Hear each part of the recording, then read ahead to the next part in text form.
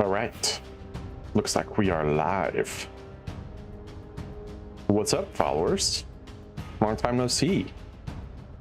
It's been like most of this week that we didn't actually really post anything, so let me double check, make sure everything's working as intended.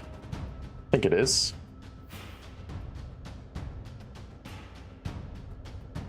That's going very nice. Check our Twitch real quick.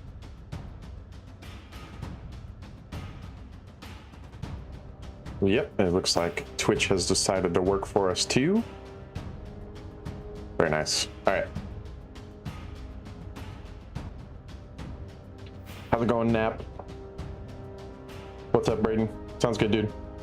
Thanks for tuning in. We'll see you in a second whenever you're ready. So I'm gonna jump in though so that nobody has to sit here and watch the starting screen for too long. And we are diving into the game we've been playing a ton of lately, which is Magic the Gathering, actually. I've been playing it off and on for years now, and I just decided to start making a brand new channel centered around Magic only. Because I felt that making a more niche channel would help me kind of reach a certain audience that I haven't been able to dive into or get into following us.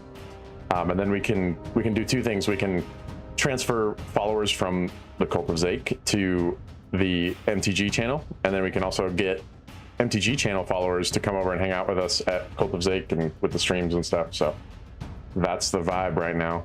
I've been playing the new set a whole bunch. Strixhaven is super cool, and it just came out on Tuesday. So we're gonna jump in and do a quick little draft so you guys can see how this works. If you've never played, this is basically one of the biggest card games in the world, and you can play it digitally as a video game, which makes it super great for me. I love playing video games, and I also love card games.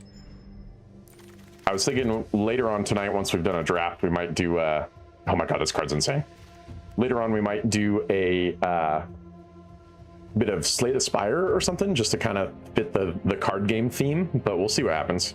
So we're drafting here. We can pick two cards in this pack, and then we'll get another pack after this. But the most insane card ever just came across, which is Echo-Casting Symposium. For 6 mana, we can have target player create a token that's a copy of a target creature we control, and then exile the spell as it resolves, and we can cast it at the start of every turn as a copy, which is crazy because you just get free spells all the time. The other thing we might take here is probably going to be, I mean, we can take a Procrastinate, and it fits with our blue, so that we're already fully into blue right now, and then we can see kind of what we end up getting later. We've got another pack ready for us, so let's see what's in the next one. Maze's Encouragement as a blue spell, and nothing else is blue, so we do kind of have to start to lean into another color here. I think I kind of want to go green. Studious First Year and Terrafractal are both really good. Studious First Year is a 1/1 that we cast for 1 on our first turn, and then it lets us cast the Rampant Growth spell on our second turn to get a land card, and it's super great for getting multiple colors of lands on the board really fast. And then we can use all that mana that we're going to build up with it for this Dinosaur Fractal, the Terrafractal, which is a creature that enters with X +1/+1 counters on it, where X is however much mana we spent to cast it. And when this creature enters, we also gain 2 life. It's got flying. It's a 1/0. So I think we'll start to lean into blue-green. When this comes back around, we could grab the Snarl Song if we want. We could grab Muse's Encouragement. We could take the Potioner's Trove, or we also have a colorless spell here, the Rancorous Archaic we could grab. We've got a bunch of options when that pack comes around to us. Environmental Scientist is another insane ramp spell. One of the only spells in the set, or in many sets recently, that gives us a 2/2 body that also gives us another land. Efflorescence has been really strong. It's an instant that puts 2 +1/+1 counters on a creature, and if we've gained life, that creature gains trample and indestructible. The Pestbrood Sloth is really strong. I wonder if we actually want that instead. Yeah, we'll take that, because then we have another creature that we can copy, and getting a bunch of copies of Pestbrood Sloth would not be the worst thing ever. So how's it going, Braden? How you doing, dude? We are just playing a little bit of Magic today for fun. This is another infusion spell that will give us +2/+4 on a creature, and we can copy this spell if we've gained life during the turn. We can gain life during our turn using this Mindful Biomancer. So those actually those go really well together. This would let us return instant or sorcery cards from our graveyard to our hand, but that's not really what we're going after here. We want a lot of big creatures that allow us to make copies of them with this thing. So this is a great removal spell. Lets us have a creature fight another creature. And it gets +0/+10, which means it's almost unkillable. Mage Tower Referee is just a good 2-cost creature spell. We get both of the green and blue spells that we saw in that earlier pack coming back to us, which is wild. That's a lot of luck right there. We'll take those. We get our Efflorescence back too. That's crazy. Nobody on this side of the draft is in the blue-green color pair, it seems like. So on our second one, we get Comforting Counsel, which is actually pretty good. When you gain life, put a growth counter on this enchantment. As long as there are 5 or more growth counters on this enchantment, creatures you control get +3/+3, which is wild. Everything having +3/+3 is real strong. The other options we have in here, pick your poisons already. It's a good way to make people remove stuff, especially if they only have one of whatever thing you're having them sacrifice. Quandrix Charm is really good in our color pair. Basically allows us to do a few different things, but depending on what we need it for, it's a very versatile spell. We don't actually have ways of gaining life right now, except for these pests and our Mindful Biomancer, I guess, too. So I guess that's not too bad. We'll run them. We could also come back and get this land. I think we'll take the Quandrix Charm for now, just because it's very versatile. Got a lot of ability it can do.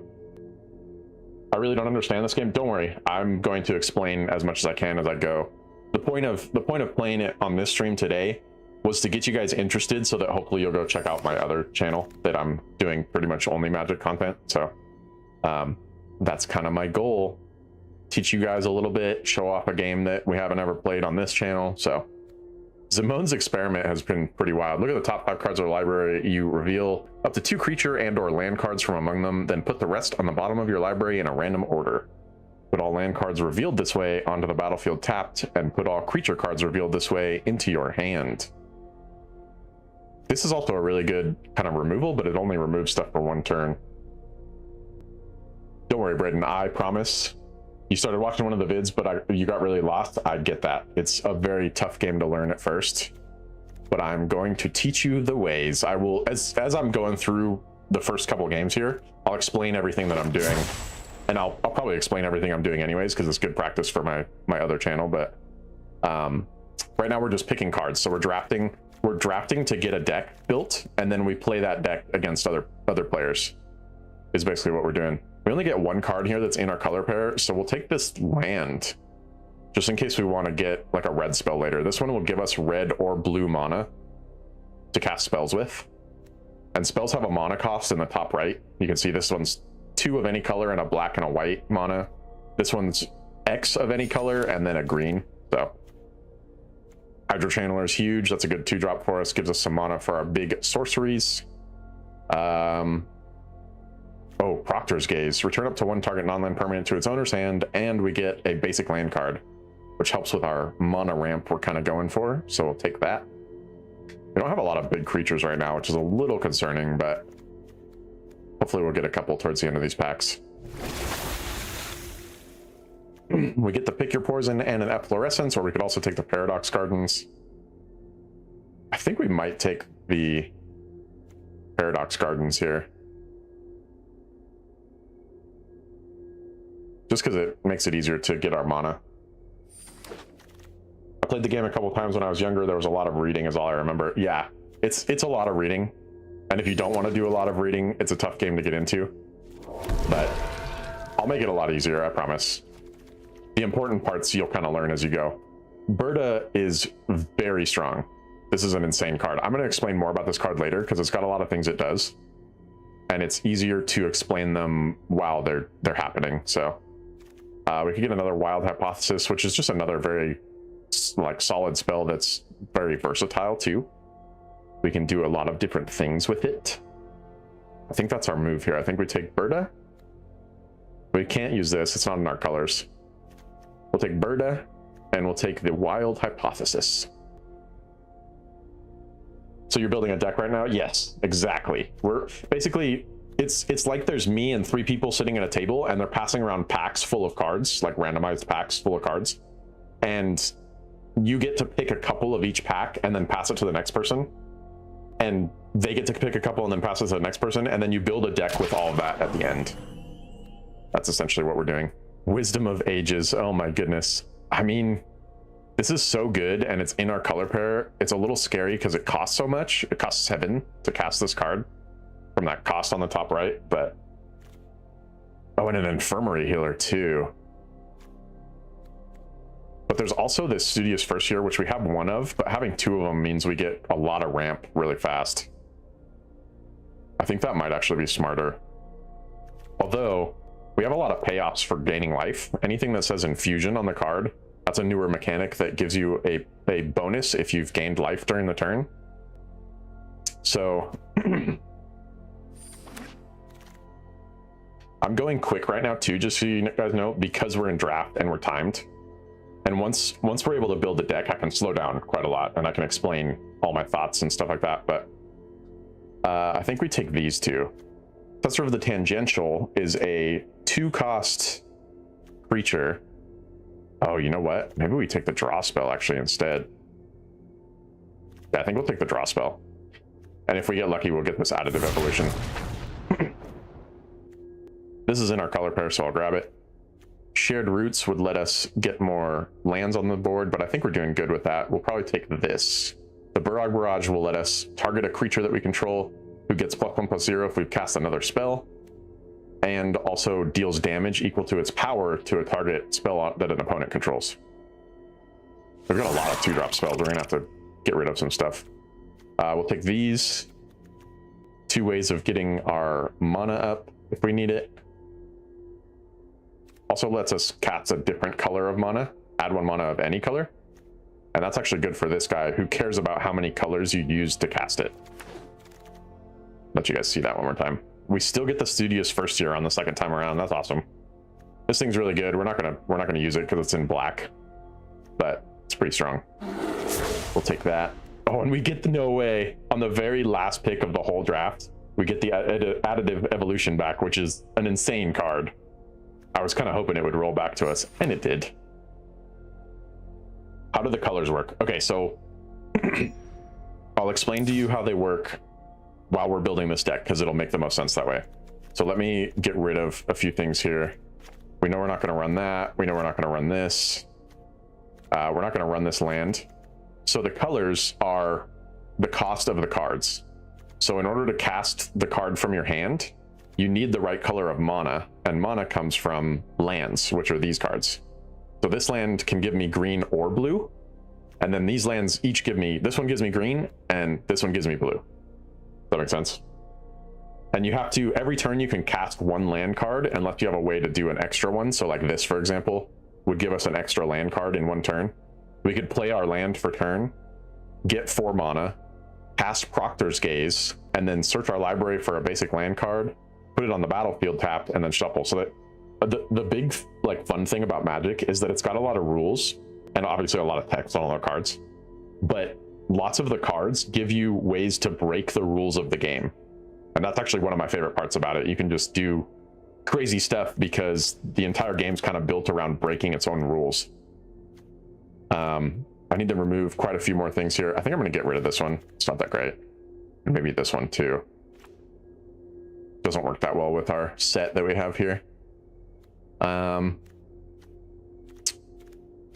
now I'm basically, we have 48 out of 40 cards. You can have a deck that's bigger than the 40 cards, but it doesn't really help you most of the time. So I'm trying to get it down to less. This card actually casts for 3 because we draw X cards. So we wouldn't want to draw 0 cards, obviously. And it also cares about how much you've spent on it for the X value to decide how big of a card you can put on the battlefield for free. And this also cares about an X value. So minimum, these both cost us 3, bare minimum. So that's a little bit more how this would look. This also, these both cost us 2. I don't think we need 2 of this. I'll get rid of one of those. Still don't know about Pick Your Poison. It can be good for early game, just like removing something immediately, but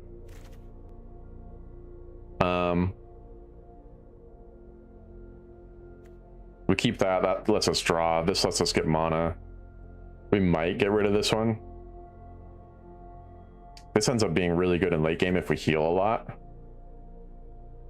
We can get rid of a Studious First Year because we have this Environmental Scientist, which does almost the same thing. They both get an extra land onto the board for us. Do we need this one? Whenever you cast a spell with X in its mana cost, look at the top X cards of your library, put one of them into your hand and the rest on the bottom of your library in a random order. I mean, yes, because we have 1, 2, 3, 4 cards that have X in their mana cost, which is pretty decent. I think we can get rid of an Efflorescence.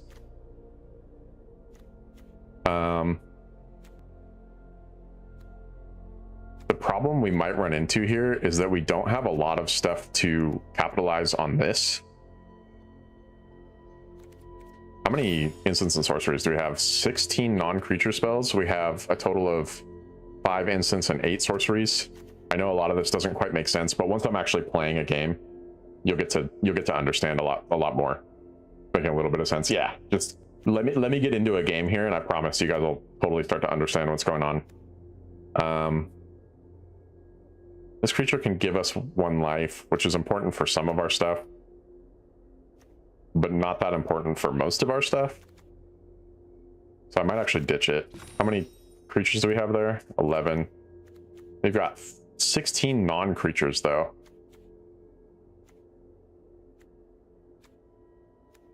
I need to remove at least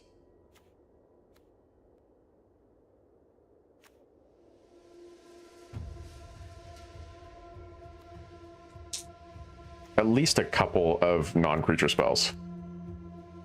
And the reason being is that we're going to run into an issue where we've got so many non-creature stuff that we don't have any creatures, and then we'll die because we don't have anything to block our enemies' creatures with. This thing ends up being really good because I can continually copy it with this spell.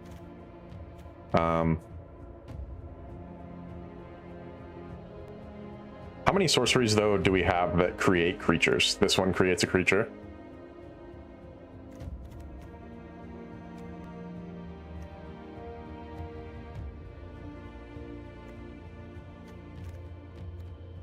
Not that many.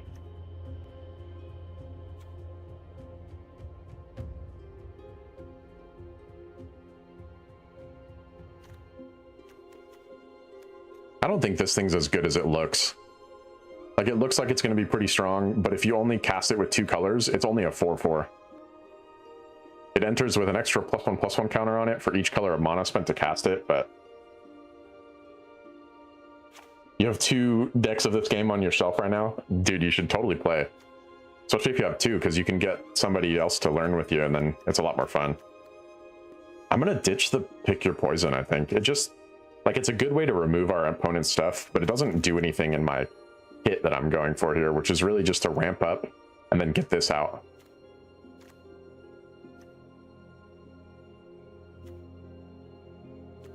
Kind of same with this too. It's really versatile, but it doesn't do a whole lot for what we need. You'd be surprised. It depends on who you talk to, but a lot of people play this game. Like, a lot more people than you might think actually play Magic. Magic is such a huge game because it's been around since 1997. So it's pretty huge. All right, I think we're good enough here. We've got 41 cards, which is 1 more than we're supposed to have technically, but I don't mind having a little extra. It means we've got 1 extra creature or spell that we can cast. So let's get into this. I will show you guys how this works.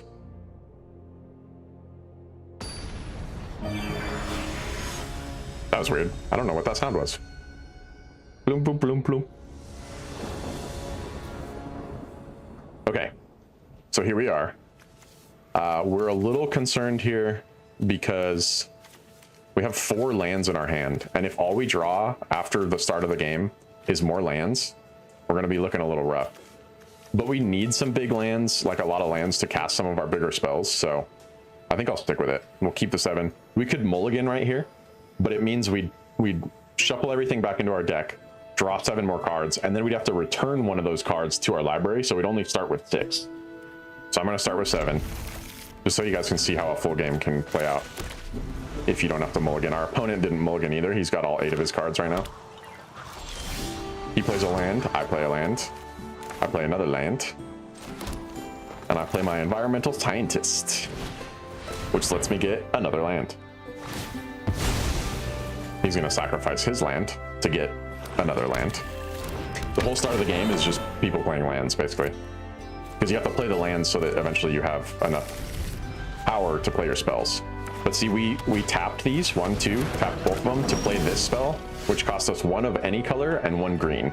So we tapped a blue and a green in order to play this spell. It cost us one of any color and 1 green, as you can see on the top right here. The top right of the spell or the card shows you how much it costs. And then now we have a 2/2, right? So this guy doesn't do much on his own. If we swing into him, we'll both die, but we do want to kill this. So our goal is definitely to kill that guy. We're going to play our other land. We're going to go to combat. We are going to attack, right? So we tap our guy. We try to hit his health right here. If he wants to, he can block with this creature. And then that'll allow him to basically not take damage and to let his creature die instead. But here's the funny thing. Even though he didn't block right there and he took the damage, we're probably just going to kill that anyways. I cast this spell and it makes this creature deal damage to his creature. So we just ruin his day anyways, even though he didn't want to block. Where does it say how many of each color you got? So these lands are how much like mana you can cast, right? So look, I have 4 right now. So I could cast, for example, both of these spells. I could cast this one and this one, which I'm actually going to do. I'm going to cast this Infirmary Healer for 2. And you can see on the bottom left right there, it highlights which ones it's going to use for you. So if you look at those bottom left lands, when I let go of the spell, it's going to tap 2 of them. And that means they've been used for the turn. So that's how much of each color I have is 2 blue and 2 green, right? They're right behind my character's head. I can always move him a little bit too. I'll go like this. Tap him down just a little bit. No, so it's 1 land and then as many spells of any kind as you can cast with the mana that you have. So I played my 1 land already for this turn, so I can't play any more. But I could play another creature because I have 2 mana to spend on it. The blue and the green. Make sense? Now I could attack here, but if I attack with my 2/2 and he blocks with his 2/3, I'll just die, right? So I'm basically just gonna sit and hold on to my creatures that I have here.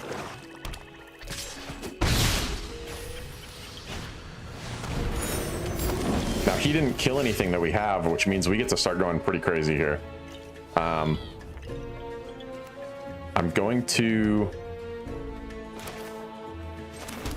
first gonna tap his creature and I'm gonna stun it with this spell right here. So when I cast this, it pays 1 blue and then X, so any number of X that I want. Oh, okay. Our boy decided to forfeit. We get a free win. Can't complain about that. I don't know why he forfeited there. Maybe he, didn't have time to continue playing or something, but I will take a free win because we get actual like in-game currency rewards for winning any number of times. So that's always nice. So I spent 900 of these little in-game currency gems to play the draft. And if I get to 3 wins, I get more back. So I gain my, yes, it is ranked. I gain my investment back by winning at least 3 times. So if we can get 2 more wins here, I'll gain my entire investment back and we can do another one basically for free, which is super awesome. And yes, the draft mode is ranked and it also has a ranked mode in the standard gameplay as well.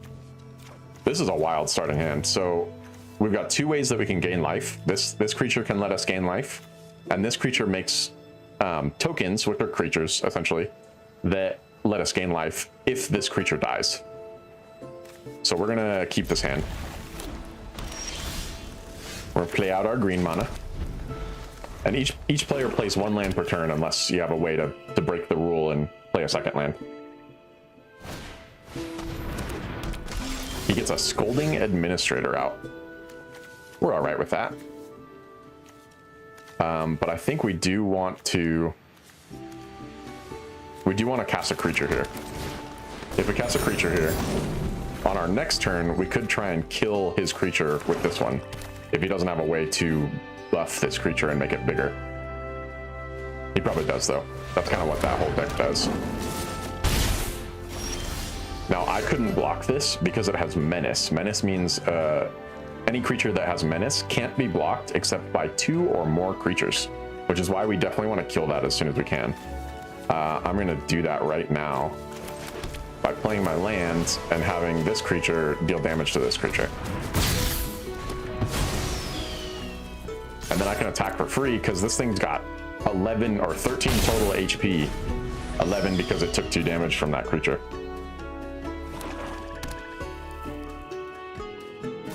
Oh, and he blows it up.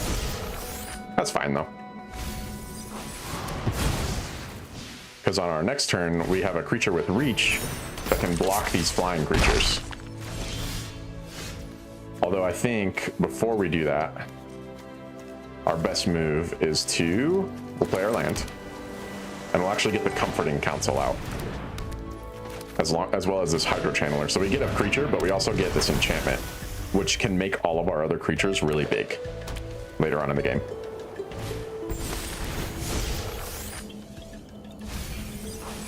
He taps our creature, gets to draw a card, and this gains flying anytime that he targets a creature with any instant or sorcery spell. Instants and sorceries are like this one. So a sorcery can be cast on your turn, and instants can be cast on your opponent's turn, which is another mechanic of the game that makes it really exciting. You can get some crazy stuff going by doing that. Ooh, okay. We need to play this creature now if we can. The sooner that we can get him powering up more, the better. So I'll play this. And what he does, he's got a lot of text. Increment means when I cast a spell that has a higher mana value than this creature's power or toughness, he gets a +1/+1 counter on him. And he says whenever he gets a +1/+1 counter, we add 1 mana of any color. So we get extra mana that it wasn't even from our lands. We get it from a creature. And then you can pay any value, because you can pay X on there, and tap him, and you create a creature with a number of +1/+1 counters on it based on how much mana you spent to cast him. I know that one sounds like a lot, but I'll re-explain it once we actually get to do it here soon. I can't attack because this is a 1/3 and that's a 3/3, so he'll blow it up. I have a feeling if this guy's got the removal in his hand, he's going to get rid of this right away because it's really strong. Super cool looking art too. Yeah, I knew he would. Anytime that creature hits the ground, they're going to get rid of it right away, basically.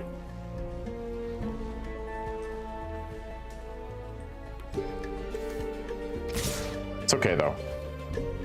We're still going to survive this. I believe. Here. We're going to do this. Actually, I'll do the blue. Just because that way we have 3 of each color in case we need it later. And then we bring out our big boy. I was hoping to cast him after that first spell, this guy. Because then we could have gotten a +1/+1 counter on this guy. Oh my goodness.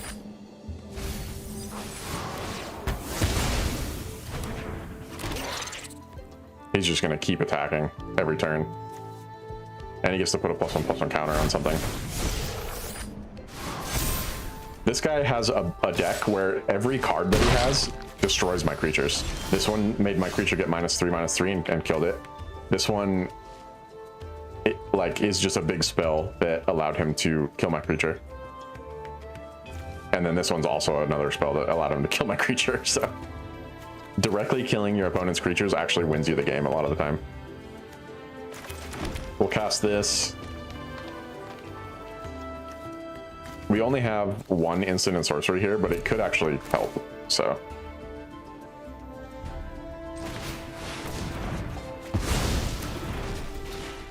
It didn't end up helping us though, I don't think, because we're still gonna just end up dying. We gain 2 life. Each time that these guys attack, we gain 1 life. But they just blow them up. That's the only reason that I took that trade, is because it gets us enough life to survive 1 more turn. But I think we lost here. I think that guy's flyer is just going to destroy us, which is unfortunate, because if I had destroyed the flyer earlier instead of destroying the menace creature, instead of destroying this one specifically, I would have gotten a lot further here. The problem is this one has the potential to grow a lot bigger because it gets a +1/+1 counter on it each time you target it or target any creature. He's going to tap this thing, draw another card.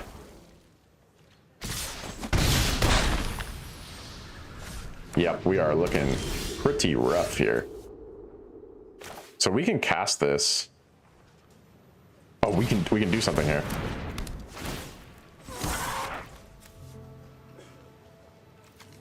Oh, no, we can't. Oh, it's not. Wait, it is enough. Let's go. Bye. Haha. Okay. We're in this. For just a second, we are in this. No. Oh, we got lucky. He can't play that card.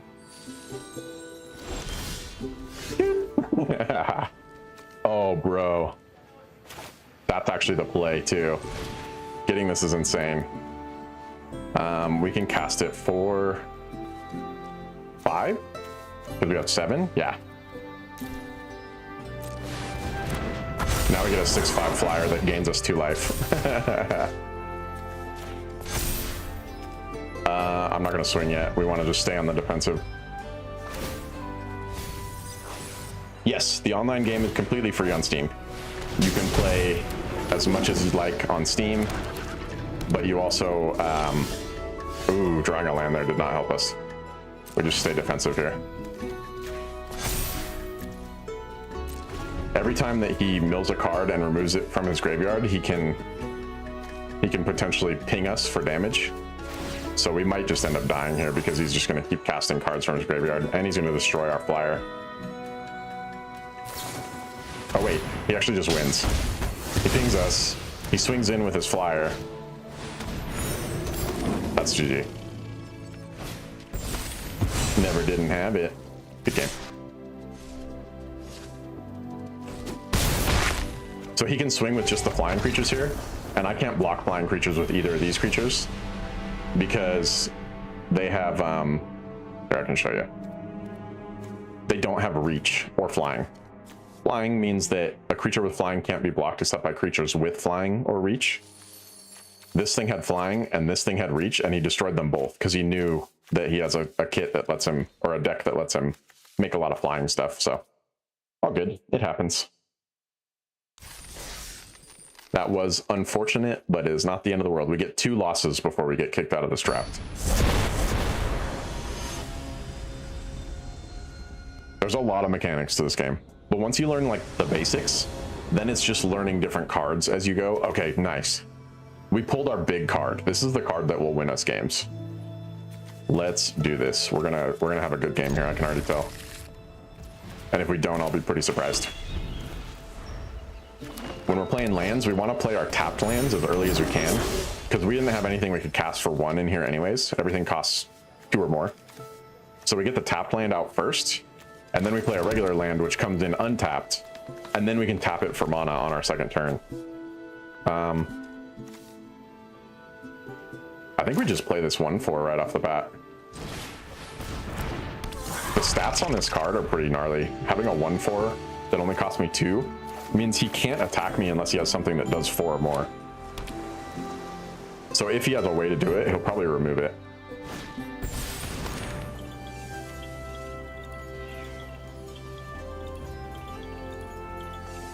Let's see what his plan is here. Gets a land. Passes the turn. I get a land. That's huge. We needed that really bad. We'll play our Muse Seeker Elf. This card can draw us new cards if we cast an instant or a sorcery spell. And also, if we cast an instant or sorcery that costs 5 or more mana, then we don't have to discard a card at the end, is what it says. I could attack in. I think I will. Why not? Yeah, I mean, 12 gigabytes is not all that big in terms of games these days, but there's a lot of cards, so 12 gigabytes is because there's so many cards in the game. Now we cast Zamon's Experiment, and we get 2 land cards, hopefully.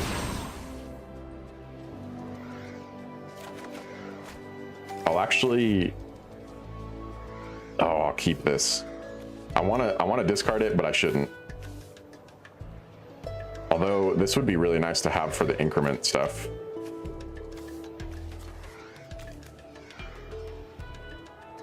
I mean, I can get rid of this, and then hopefully I'll get that other spell later on that lets me return stuff from my graveyard. We get 2 more lands on the battlefield, and next turn we cast this Echo Casting Symposium. I'll attack in here. Let's see what he does. He's got something to keep this alive. Yeah, that's fine.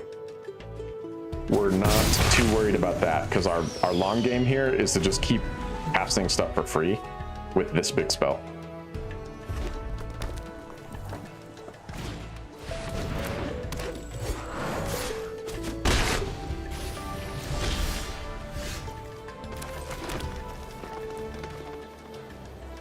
I'm gonna cast both my creatures first though, and try and make sure that he is out of mana when we go to do our big spell. Because if he has the mana, he'll counter it, which would be not the greatest thing for us.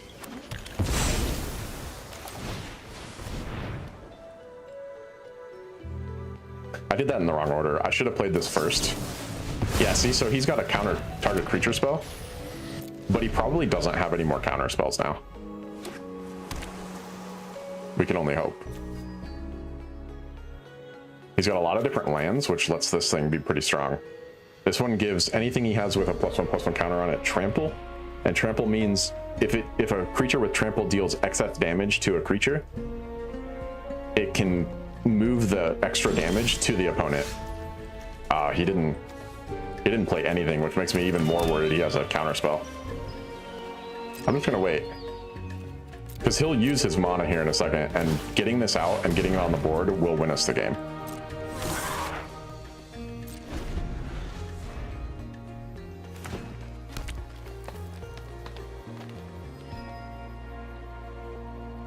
Come on, use up your mana. Okay, he's not going to.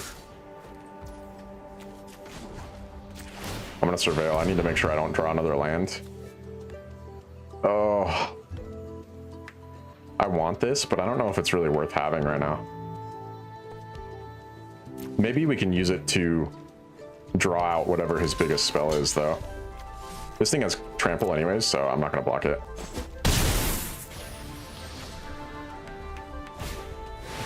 Okay, there's his biggest spell. That's perfect, actually. So now we go like this. Target a player, copy this creature. Now we copy a creature every single turn for the rest of the game.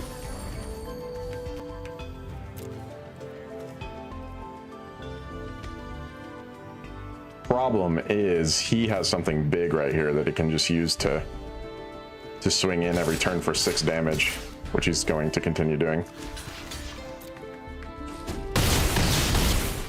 We can block his 4/4s on the ground, but unfortunate. It might have been too little too late. I might have waited too long to get my big spell out.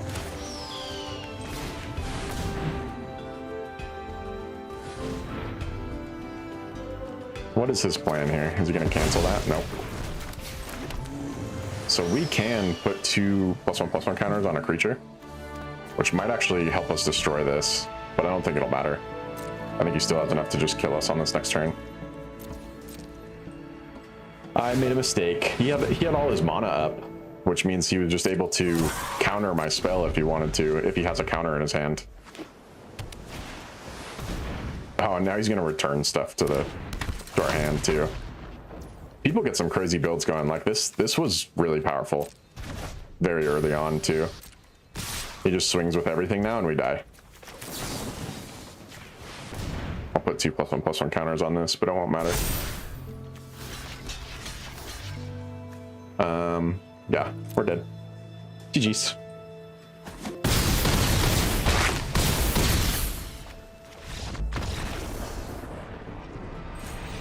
That is it. We got one good win that we actually got for free because the guy left super early. And then we got 2 losses in a row. But we get a pack out of it and we still get a few gems, so not the end of the world. We could play another one of these. Another option would be to play like a regular game if you guys want to see that. I'll show you one of my favorite decks in the regular modes that is pretty decent. Where'd it go? This one. And we'll play it in ranked too, why not? Right, that's the thing. Those weren't technically regular games, those were draft. So draft is always going to be something that you pay like an in-game currency, or you can pay real money if you want, but you pay in-game currency to get into them, and you can get the in-game currency just from playing the game. But this is regular, like standard ranked, which means I bring a 60 card deck instead of a 40 card deck and play against someone who also has a 60 card deck that we've both just built with cards we have in our like pool of cards that we own. Every time you open a card, including in those drafts, you keep that card for the rest of your life. So now the cards that I got from playing that draft just now, we kept all those. We also got a free pack and we got gems back. So lots of little rewards. I'm going to keep this hand. It's pretty decent. We just need to draw one more land. You get to see one of the other battlefields too. They do different like battlefields for everyone. And you get little pets, and the pets are like new each season. So we both got this one because it's the pet from this season. Not going to do anything on turn 1. On turn 2, we're going to play this, and we get a 1/1 token. And we get to scry one, which is cool. I'll show you how that works. Is it like Pokemon where I can use my real life ones and put them in the game? So if you buy the real life packs, you get a code to get a pack on the game. You won't directly put your Pokemon cards into this game, right? Like your real Magic cards into this game, but you get a free pack each time you buy a real life pack.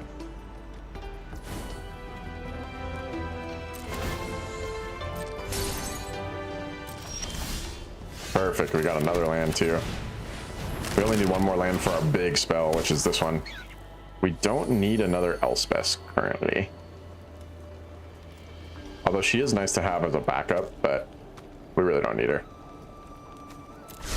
I'm looking for my extra land so that I can cast this one.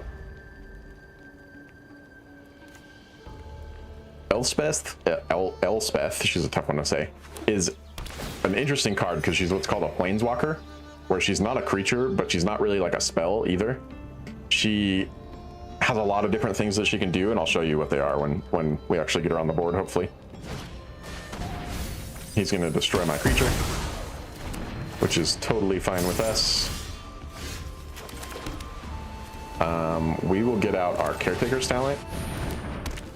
This is an enchantment that says whenever one or more tokens we control enter, we draw a card. And this thing gives us tokens. And also our Elspeth gives us tokens. Oh, so he's got a planeswalker too. Zaek, guest lecturer, which essentially, so he's gonna pay, or he's gonna add +1 to that number on the bottom right of this card, which is its loyalty, and surveil 2, which means he can look at the top 2 cards of his deck and put 2 of them in his graveyard or put them back on his deck in any order. We're gonna do this. We are going to sacrifice this to gain 3 life and get a token, get a land, because we draw a card when our token comes in. And then we could play this, but it might actually be safer to wait. I'm just gonna wait for now. Our goal is to get this on the board next turn, and hopefully he doesn't immediately destroy it. This one is pretty scary, but it's not the worst. Oh my god, he's got 2 of them. This man's has 2 planeswalkers on the board. I'll make short work of this problem. He's gonna gain 3 life. The right He has a lot of spell life. turns poison. The standard games go a lot further than the limited games. Limited games are super short usually. This is a standard ranked game, so it goes longer because we have more cards in our deck and people have better combos that keep them alive longer, right? So he can destroy creatures, and this guy can return creatures from his graveyard to the battlefield, but that's fine. Doesn't really do him anything good. So ooh, if we do this, we don't need to worry too much about getting this out yet, because he doesn't actually have anything on the board that's all that strong. So we make a copy of our token, and we get to draw 2 cards now because we have 2 copies of this enchantment on the board. And then we'll wait, because the goal now is, since he's got such big value on the board, we need to get this out next turn and make sure it stays alive. So we're going to cast this for 5, and for a 6th mana, which I will have because I have enough here to do it, we'll cast this if we need to keep it alive. This one says target permanent gains hexproof and indestructible until end of turn, and we can give that to this so that it can't be targeted by stuff too easily. Whenever you gain life, target opponent loses that much life. Oh my goodness. One last experiment to conquer death. Opportunities are everywhere.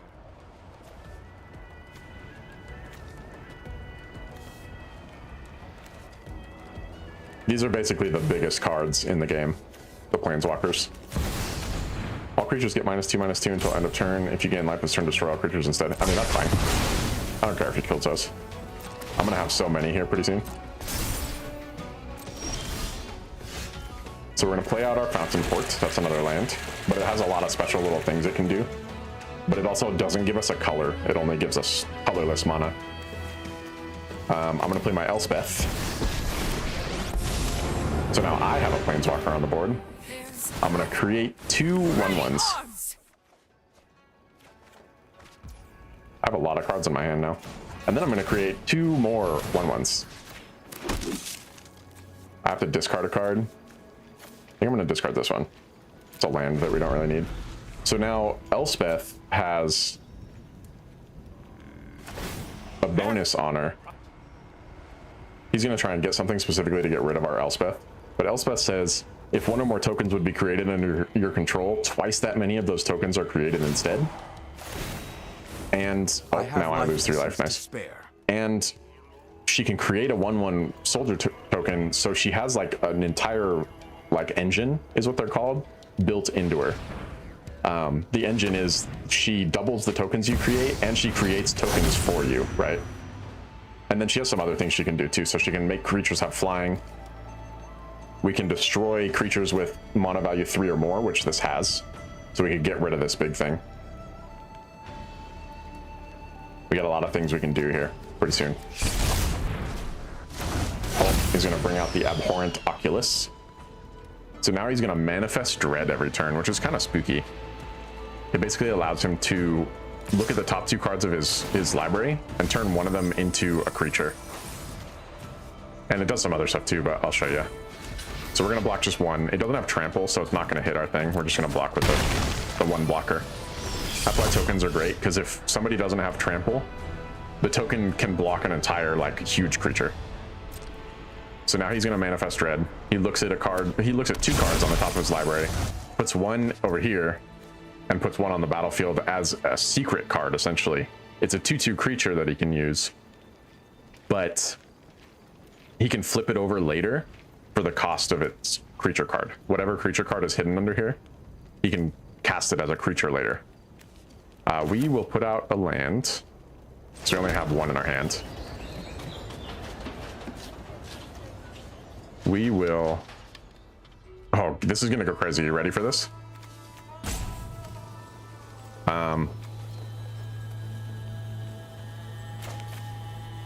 We'll put out our Dollmaker's Shop. Actually, I think we're gonna wait on that. Let's just make a bunch of stuff. Informed Ink, right? For 2. The group project for 2.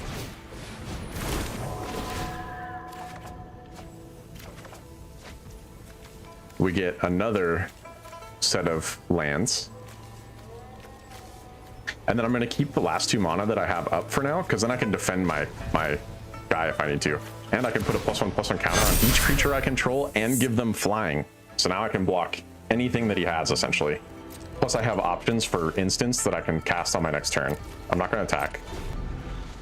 We win this on our next turn if he doesn't have a way to get rid of Elspeth, which he doesn't, because I have a way to block it. So I will show you guys the way. This will only sting for a moment.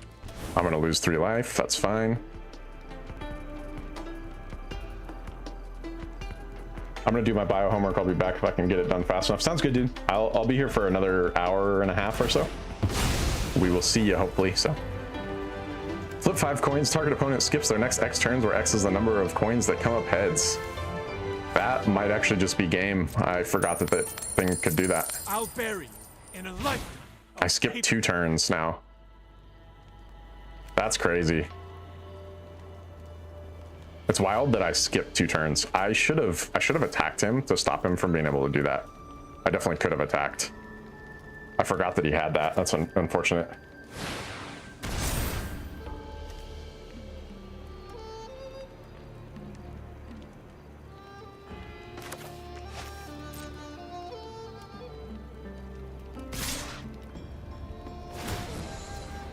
Oh, okay. That's a choice.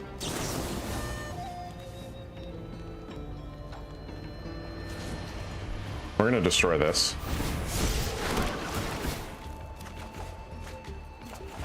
Draw 2 more cards.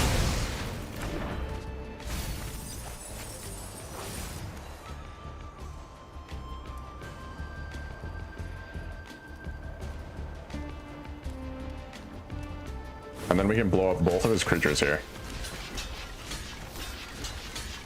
And we keep our other ones. We might be able to come back from what he did to us. We were able to remove everything that he had. So now, even though we skipped 2 turns here, we might be able to survive. Never take growth for granted. Oh, crazy. He destroys everything. That's fine, though. We wouldn't have been able to block with anything anyways, so it might not matter that he's able to blow everything up there.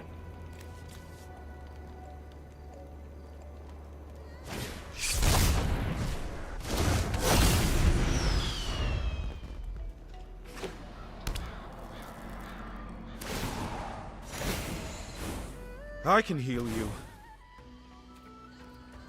We don't take a turn, which means that we don't have an upkeep for him to manifest red. That's wild. He only gets to hit Elspeth once, and then we get our turn. No way.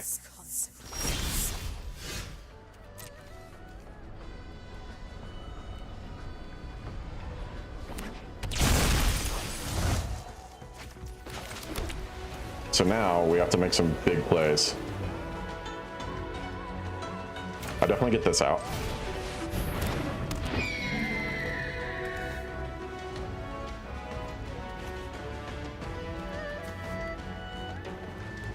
You know what?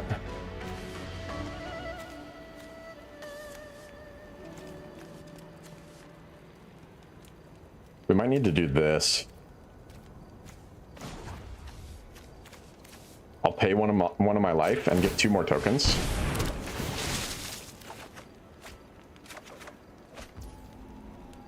We'll have to discard a card here, but that's fine.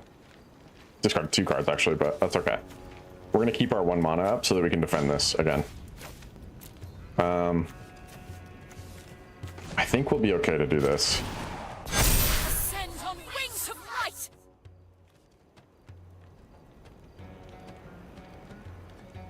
Oh, I could have done this first, but that's okay. We got time. We're not dead yet.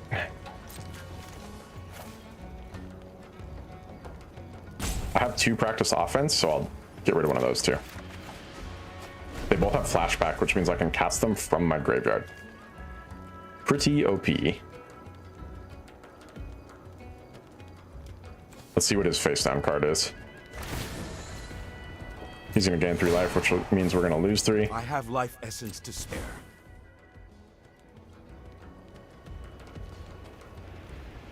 Does he have the destroy everything card again? He might.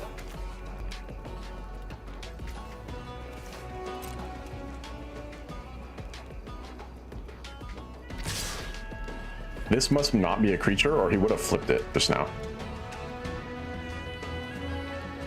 Or maybe it is, and he's not flipping it until he attacks.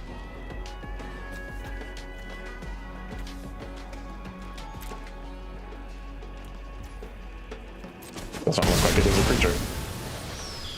Yep, it was a spell. He can't flip a spell with the Manifest Dread mechanic. Oh, he makes us get rid of that, but that's fine. Could be worse.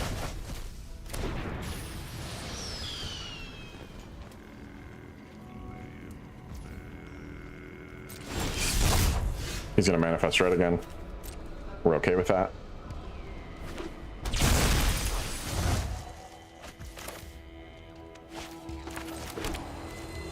We're going to get some more tokens. Quite a few more. We don't need another land right now. We get another land anyways. We get 2 more lands actually. We'll gain 3 life back. Oh, that's huge. We will keep that. We'll get this creature on the board. And we'll get this on the board now.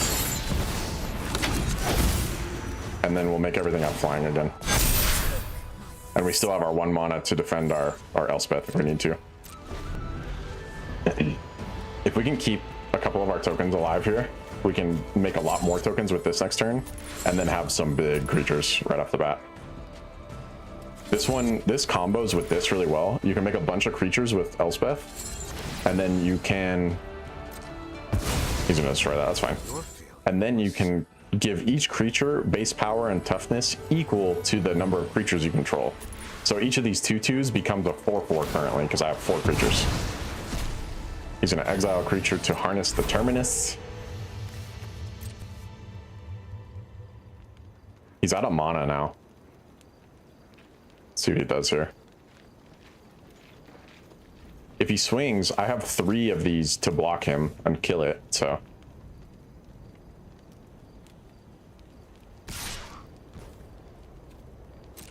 That's fine, we just block. My turn, huge. This is where it goes crazy.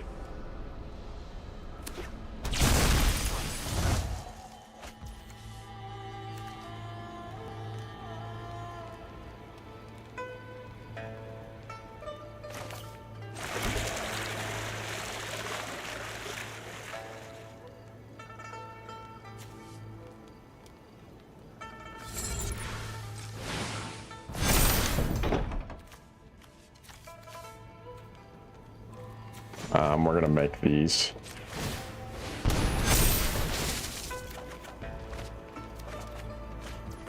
And then we give them all flying and we win the game, I think. Because it'll be 7 each. Oh, but we can only swing with 3 of them, so maybe we actually don't want to do that. But we kind of need to give them flying so that Elspeth doesn't die, so we'll do that, that's fine. Strike from the heavens. We'll attack him and destroy this thing. And that's it. Because we have another card in our hand that we can use the answers I need. it when he casts this next one. And when he casts that next one, we will... Oh, he's going to return something from his graveyard. That's fine. We don't care about that. He's pretty close to milling himself out. He's got 15 cards left. If he runs out of cards in here, he also loses. Well, if he runs out of card and then tries to draw a card, which you draw a card every start of your turn, no matter what, so.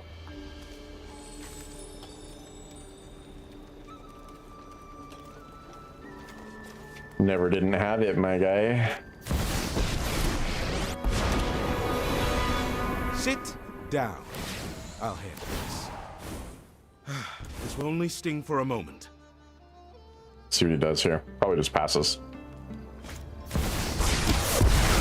Oh, he's going to destroy everything. That's fine, though. The way that our setup here works, we create lots of creatures for free, so... Or for next to free.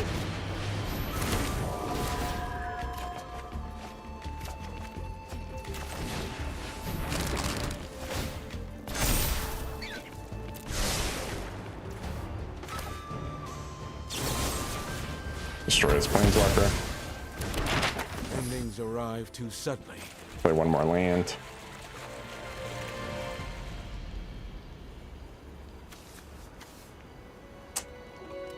We can do a number of different things here, but I think I'm just going to create more creatures. More heroes. Everything's a 6/6 now. Oh yeah, and we can do this. Oh my god.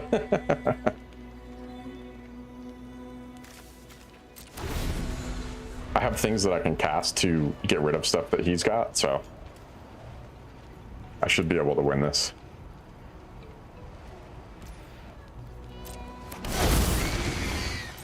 Doesn't matter.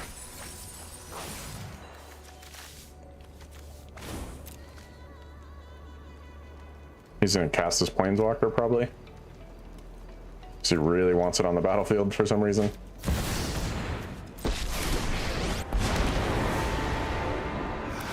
I need answers, and you're going to help.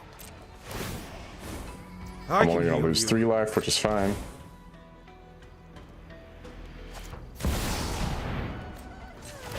We're gonna gain 3 more life right here real quick.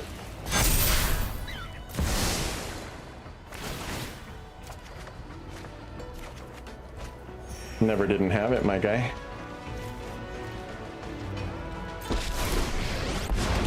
He casts another one because he wants to gain life again so that he can kill us with it, but it won't kill us. Never take growth for granted. That's the GG, my dude. Hey, there it is. Let's go. Love to see it. Nailed it. Oh, I've been stuck in platinum for so long, but this deck's actually pretty decent. The fact that we can miss 2 of our turns and still survive that is crazy. Although I think that guy might have been running too many planeswalkers. If he was running some bigger creatures, he could have just won. So, what should we do next? I want to do another draft, but I kind of want to save that because I've been using these gems to draft on the other channel. Let's build a deck real quick just for fun.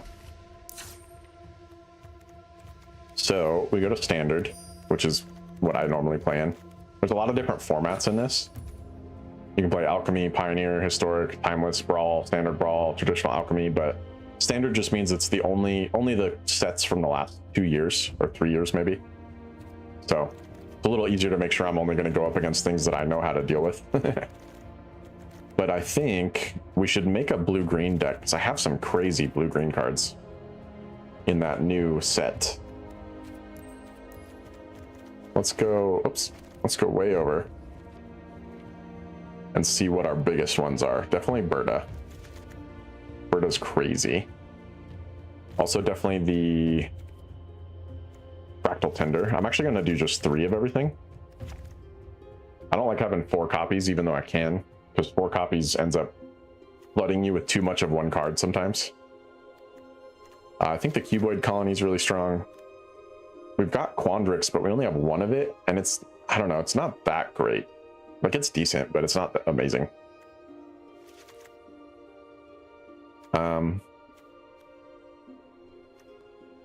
We'll take a couple of these. They can be good for late game. We want a couple of the regular normal color spells. One of them is going to be, where is it? This one. Germination Practicum, very good. We'll take 1 copy of the Echocasting Symposium. We could do 2, but we'll see how we're feeling about that at the end. I mean, it would be nice to have 2 just to make sure we draw it, because it's an important part of how this deck ends up working. But we'll come back to it. I think we want a lot of increment spells here. Increment.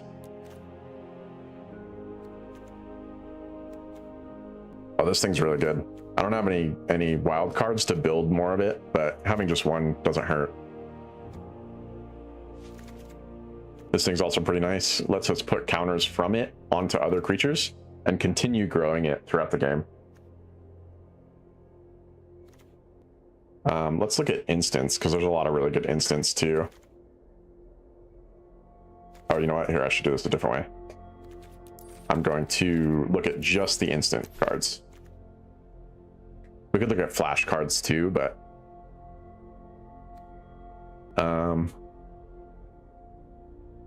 we can counter people's spells pretty decent.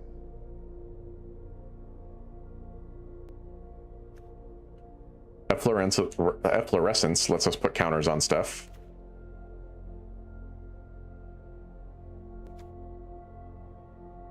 Barrage allows us to destroy opponents' creatures and stuff. This guy's really good. He's a flying 5/5 with ward 2 that also lets you draw 3 cards, which is pretty wild. And you can exile stuff from your graveyard to do it again. We can take the quick study to draw 2.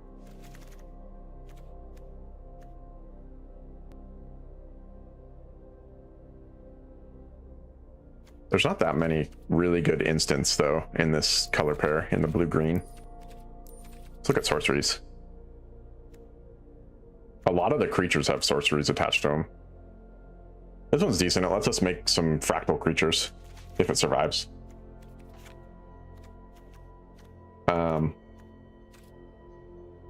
Oh, and you know what we can actually do? Let me grab one more creature that's a 2/2 of some kind. What do we want though? Probably the Hydro Channeler, actually. Yes, no? Hydro Channeler? I think that's the move. This thing would let us draw a lot of cards. We'll put a couple of those in, and then a couple of Hydro Channelers, because they let us cast these bigger sorceries.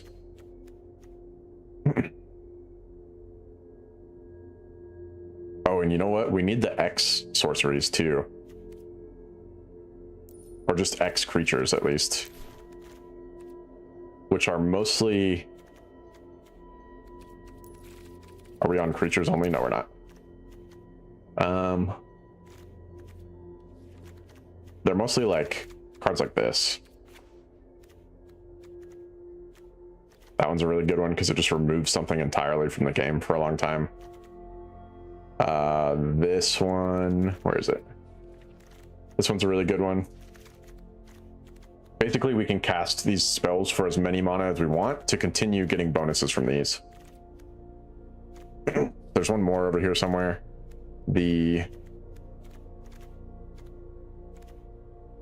Where'd it go? There it is. There's this one, which is good, and this one. We have too many cards now, though. Let's ditch one Tam. She's good, but we don't need 3 of her. Berta's important to have lots of. We can ditch one Fractal Mascot because it's expensive. We could just do 2 quick studies instead of 3.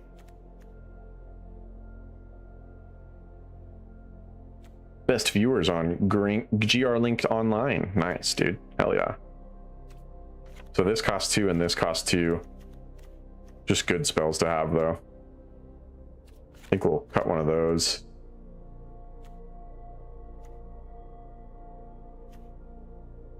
I think we'll cut one Hydro Channeler too. It's nice to have, but it only matters if we draw our sorceries and stuff.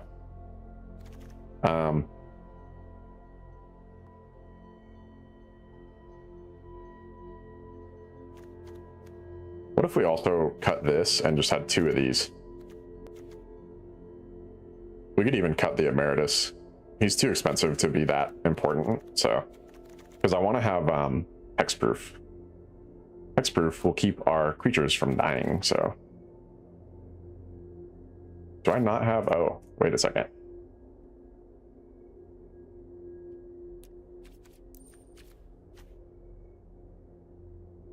It's like a reskin in this. Interesting. But yeah, having this means that we can keep our stuff alive longer, so there we go. Let me just fix up our lands real quick, and then we can play this. We want as many of those as we can get. We want a couple of these. We want the non-tapped one. Where'd it go? Am I not seeing it? Oh, right here. And we've got 6 of each color. We could probably do another one. If we do this, we can use it to get any color we need. Oh, I think there's a creature we can get actually that's really strong too. Having this Restless Vine stock lets us turn our other creatures into 3/3s instead of them being 0/0s. So like this would be a 3/3 flyer instead of a 1/0 flyer. And then its counters stack up even higher because of it getting boosted from that. So these both actually cost 3, which is fine. These both cost 2. Yeah, this is looking pretty good. I am pretty happy with this, I think. Let's go see how this deck does in a standard game.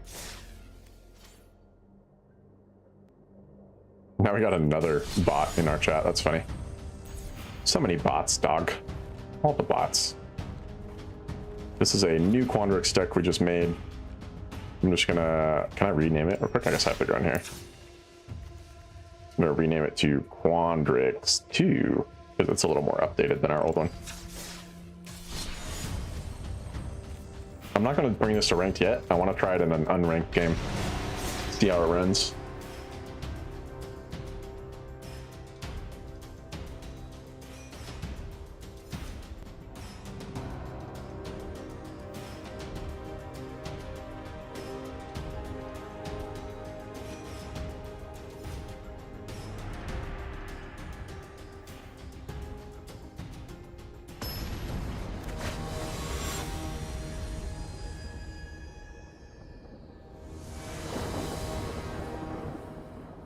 All right, here we are in the game.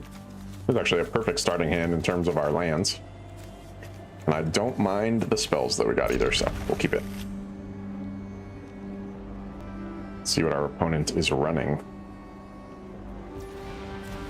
We will play our Willow Rush Verge. We want to wait until turn 3 to play this because it enters tapped unless we control 2 or more lands. So we'll play it as late as possible. They get to scry 1 with their land.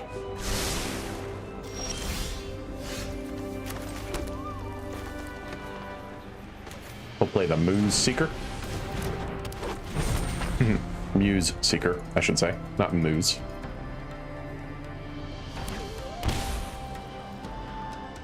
Getting our Echo Casting Symposium is just crazy.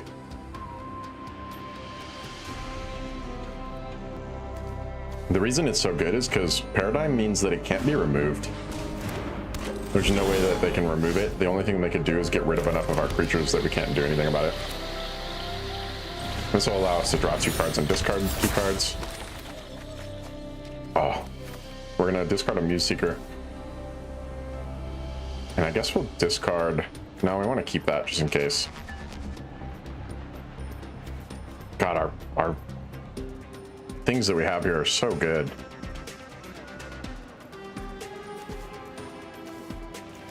I guess we have to.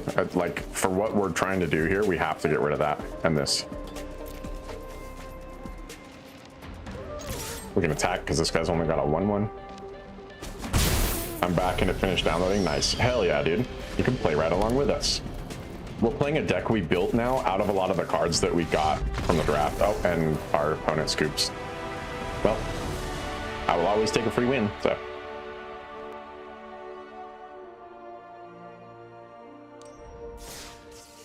They'll have you run through, nice. Pretty sweet card. They'll have you run through this, what is it called? The color challenge. And this is a great way to kind of learn how they work. So each of the colors has 5 games that you can play to like learn how the decks work. And it'll teach you how the game plays, which is super awesome. And that's why Arena is the best way to learn Magic if you're going to learn, because it teaches you the whole game from the ground up. Big W's. We love that. Yeah. It's a tough game. Like, I can't say that this is an easy game to play. And there's a lot of people that are 10 times better at this game than I am, honestly. But I enjoy playing it. I've been playing it since a set called Bloomborough that came out almost 3 years ago now, I think. So I pretty much know all the cards that are in the standard meta, because the standard meta is only about 3 years long. So we'll keep this hand, play a green, play an ambitious augmenter. And when he dies, he puts any counters that he has on him onto another creature. And he gets counters for free whenever we cast spells. So that's pretty cool.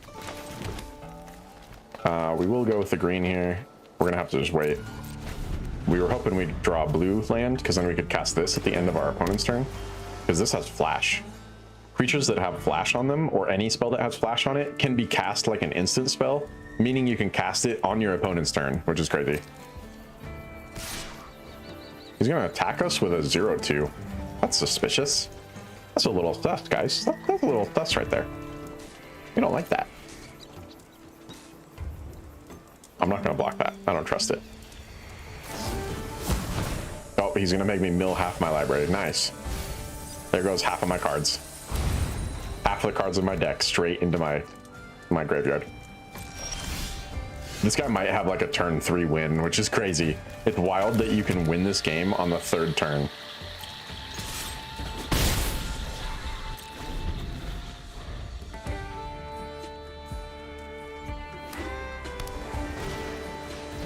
He plays it again. Interesting. I don't know what to think about that.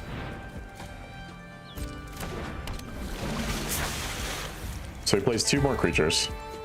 One of them will let him draw a bunch of cards. And the other one would make me mill cards, which is what he's definitely trying to do. He's trying to make us... There's a way to win this game where you mill the opponent's entire deck, and then if they try to draw a card from an empty deck, they lose automatically. So you don't have to lose. There's multiple ways to win, and you don't have to win by killing your opponent in terms of damage. There's other ways to like essentially win the game.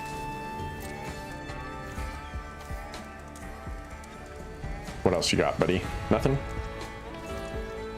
Thinking. Do I want to cast this? Yes, I do. This gets a counter.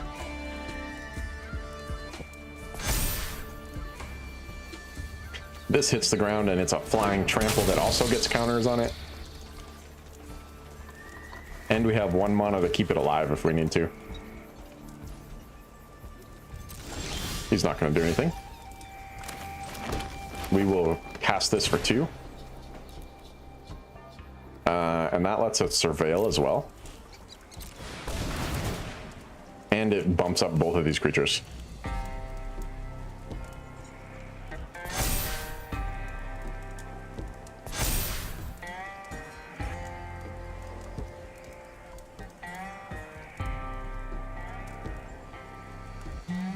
Plus we get a creature out of it. But he's trying to decide what he wants to do. We could draw 2 cards. That could be pretty good. And this will let us draw cards by casting instants and sorcery spells.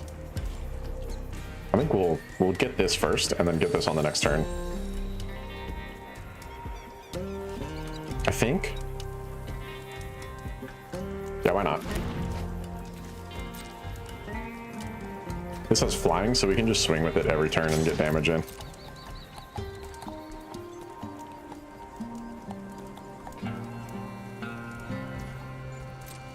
And we have all the blockers we need for his 2 creatures right now, so not bad.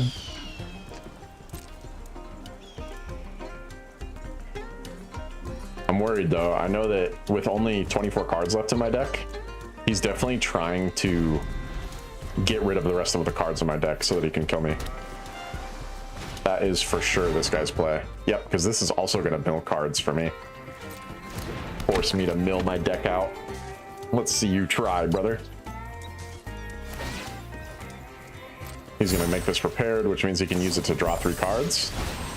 So his goal is to find the card that ends my life here. For sure. I'm going to mill 3 cards. That's fine. We mill the cards away that we were going to draw, but it's all good. Not surveilling them away means that they didn't go into the graveyard faster than he's already making them happen, so...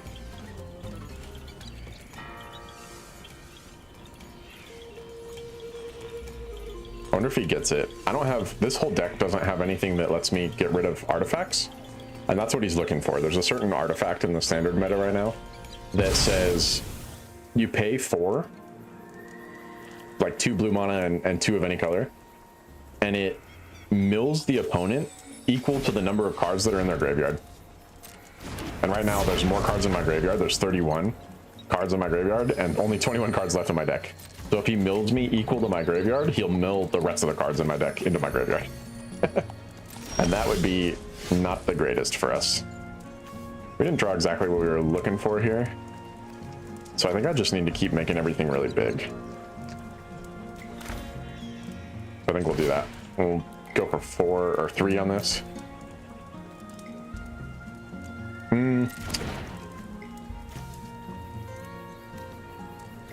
No, we can just do 2 because we'll still get a counter on this one at least. So.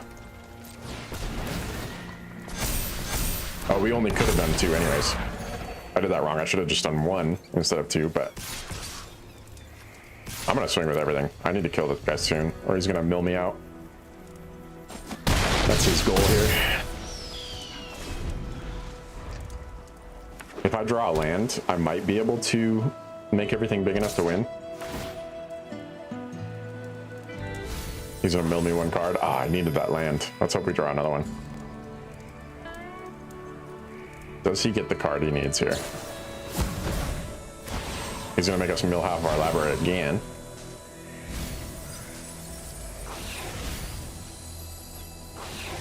Oh, we're down to 6 cards left in our library.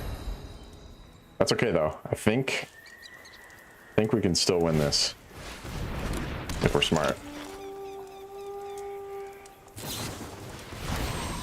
Oh, nope, he does it. So he's gonna mill us for 6 more. Nice. And then we're gonna draw a card at the start of our turn, but we lose because we don't have any cards to draw. Yeah. Oh, that's crazy. Losing to a mill deck like is always really unfortunate. Basically, you bring your whole deck to the table, and they're just like, your whole deck goes into your graveyard. You lose the game, I win. GG. Like, crazy. That's one of those plays that like wins you the game in a way that's not very much fun. And there definitely are those decks in this game where you can just be like, I'm gonna make a deck that makes my opponent hate their life. Yeah, it's lame. It's a super lame way to win, but whatever, you know. Some people are into that. Some people just want to make other people hate themselves, you know. We'll keep this. Decent starting hand. The nice thing about these X cost spells is that I can cast them for 2 on an early turn, or I can wait and cast them for a lot more on a later turn. And the reason that they're so good with, like, for example, the increment spells right here, is because this cares about me casting bigger and bigger spells every turn. That's what increment essentially does. Whenever you cast a spell, if the amount of mana you spent is greater than the creature's power or toughness, it gets a +1/+1 counter. So it really likes us to cast the biggest spells we can. That's always our goal. I mean, that's our goal anyway, right? We like to cast big spells. We like to do big stuff. We play another land. I think we're gonna... No, we'll do this for now. If we do this first, and then we cast this, then we can use this to get an extra card. Because this cares about us casting an instant or sorcery spell and lets us draw a card. Or he'll just blow it up, that's fine. Or he will just get rid of it. Hopefully we draw a land on this next turn, and then we can surveil 2 to grab another land. This is a really annoying deck too. So this guy's whole build is to discard all of his own cards and then deal damage to us and do other things because of the fact that he discarded a bunch of cards. I'm gonna play this one. This is colorless, but it lets us scry, which means we look at the top card of our deck and we can leave it on top of our deck, or we can move it to the bottom of our deck. I don't want this huge creature right now. It's not gonna help us, so I'm gonna put it on the bottom. We need more mana before we can cast it anyways, so it's better to just keep trying to get our lands. And then I'm also gonna cast this for 2. X will be 2, which means our total cost will be 3 here. 2 + 1. We'll get a 2/2, and we see the extra lands that we need. Do I need both of these though? Technically, no.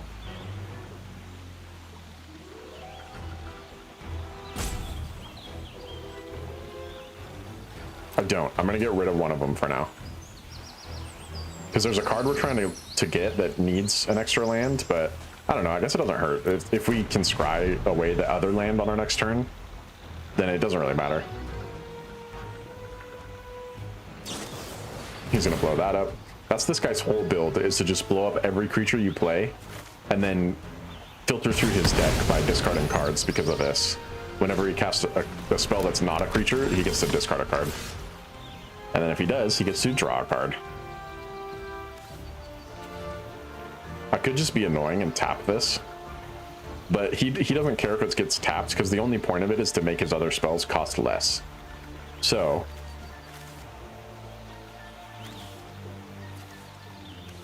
I know what I'm going to get, so there's no reason to cast this Scryland right now. Like, we're just going to cast this. And then... oh. I can cast this, but I'm almost positive he's going to have removal for it. Because even this spell would deal 6 damage to it, so if he's got another copy of this, he'll just remove it immediately. And he can't do that if I wait one more turn and I have another land on the board, because then I can cast this to keep it alive. So we're going to wait. I don't need to do anything just yet. Plays a Hexing Squelcher. This card's got a lot of text. I won the tutorial, I'm goated. Hell yeah, dude. You are super goated. Not only can this spell not be countered, it has ward pay 2 life, which means if I want to do something to it, I have to pay 2 life. And it makes it so that all other spells they control can't be countered. And then other creatures that they control also have ward pay 2 life. So basically I need to get rid of this soon so that I can get rid of his other stuff, or do things to his other stuff. But for now, we'll scry. We don't need another land at all. So we'll get rid of that. We'll put it on the bottom.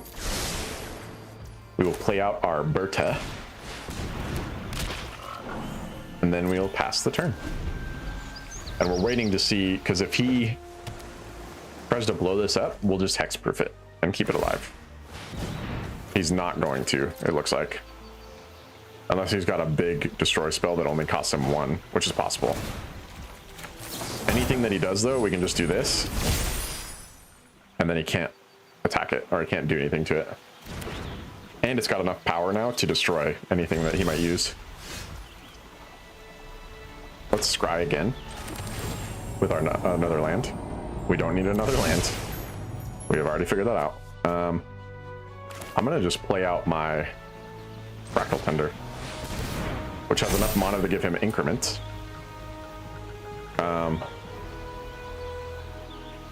We'll get a blue. Now this is what makes Berta really good. Now that we have an extra mana from him that's just floating, and this mana here, we can tap him to create another creature. So we get a free token out of having like put a counter on him. Ah, but he's gonna blow him up. That is what they want to do in this deck. They want to blow all your stuff up. They want to remove it.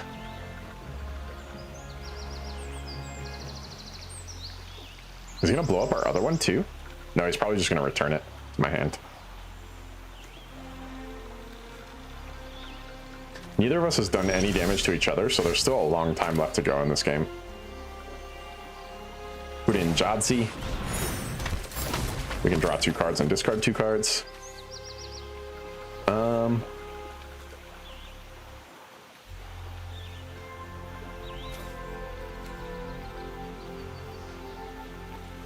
actually going to discard my Cuboid Colony as much as I want to keep it, because my goal is to get my big spell. And I will wait for now and see what he does on his next turn. Because I can cast this at an instant speed, so I could cast it on his turn.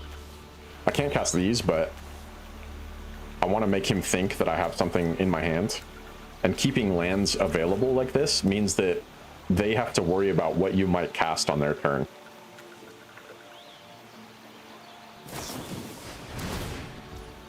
That's fine, he blows that up, but we don't care. We're gonna draw 2 cards now.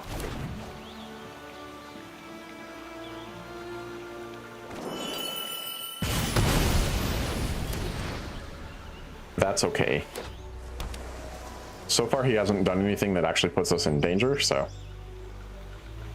we're not too worried about where he's at, and he doesn't realize that the Fractal Tender is actually our win condition here.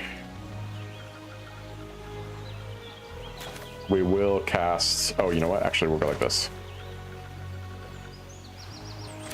We'll let this enter tapped because we don't need it right now. And we're gonna wait. On our next turn, we can cast this right before the end of his turn so that it's harder for him to target it, and then we'll cast our Hydro Channeler to get a bonus counter on it.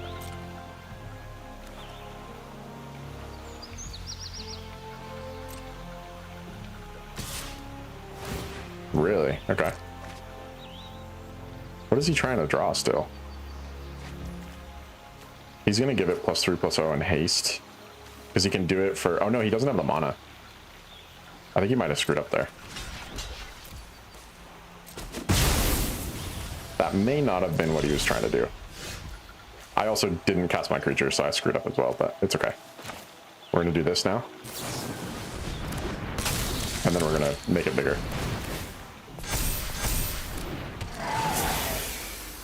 Now I can swing in with my 4/4.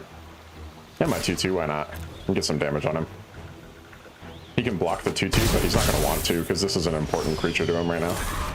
And we hit another 3/3. So this thing, at the beginning of every end step, including your opponent's, if we put a counter on this creature, we get a free creature with 3 counters on it, which is this thing. I'm keeping notes on the tech. Yeah, dude. Take notes. I know all of the tech in this game at this point. So now I think we can actually just win here. Oh, or he just forfeits the game.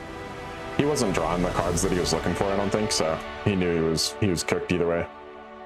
But I could have cast a really big spell there and made all of my stuff even more powerful again, and then had him be basically just wrecked, so.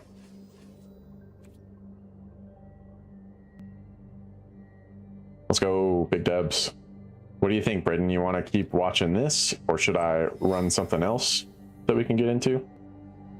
We can do whatever. I have about 45 more minutes, maybe just a little bit longer. So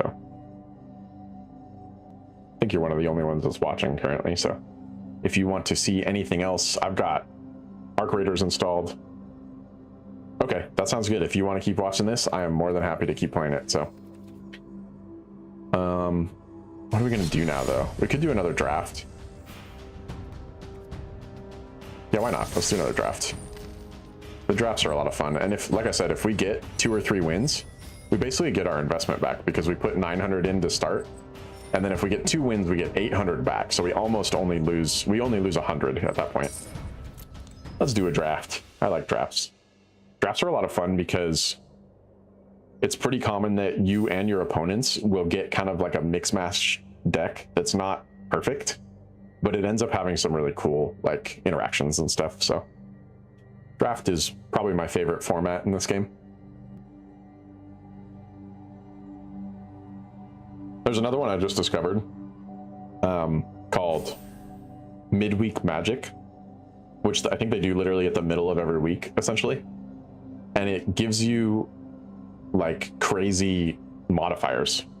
So think of like, I don't know if you played Rocket League, but think of like the modifier game in Rocket League where you're playing with like a super bouncy ball or like other random stuff like that. That's what this is. That's what Midweek Magic is, not draft, but Midweek Magic is basically Magic, but with like weird rules that totally change the game. Things like, you know, you can't cast creature spells, but you get a free random creature every turn or something weird like that. Okay, let's see what we got. Nothing too crazy here, but our rare is really good, and we actually got 2 rares. If you see the little owl face to the right of where it says Vampire Druid on this card, or to the right of where it says Sorcery on here, the different colors of those decide what rarity it is. These are commons, the black ones. The silver ones are uncommons, and then these are rares, and I think both of them are regular rares. There's an even more rare version called a mythic rare, but we're going to take both of these for our first picks. They're both in white, which is nice.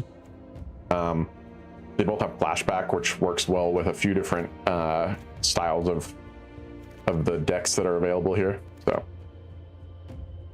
on the way back, we could grab a red, another red, we could grab another white. There's also a black white that we could go into. So we have some options. In our second pack, this is in our color pair, or our current color, so we'll take it.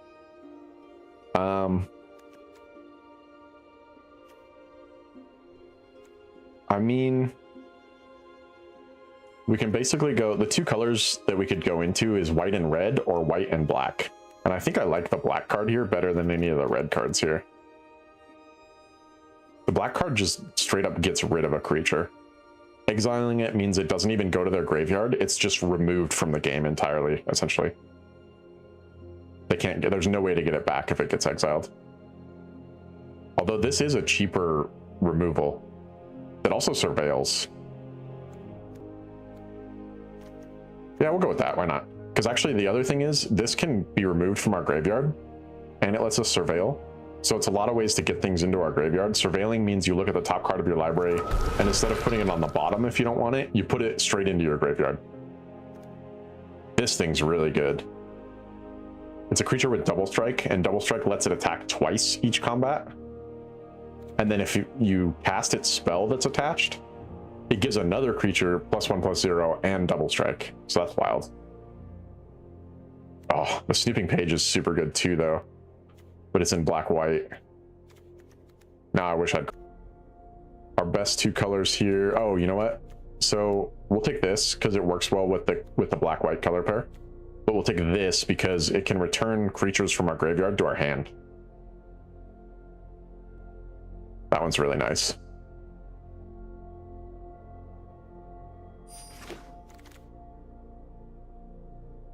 Oh, nice. And we get the black-white creature back. Huge. And we'll take this thing because it's a 3/3 that gives us a 1/1 as well. That's nice.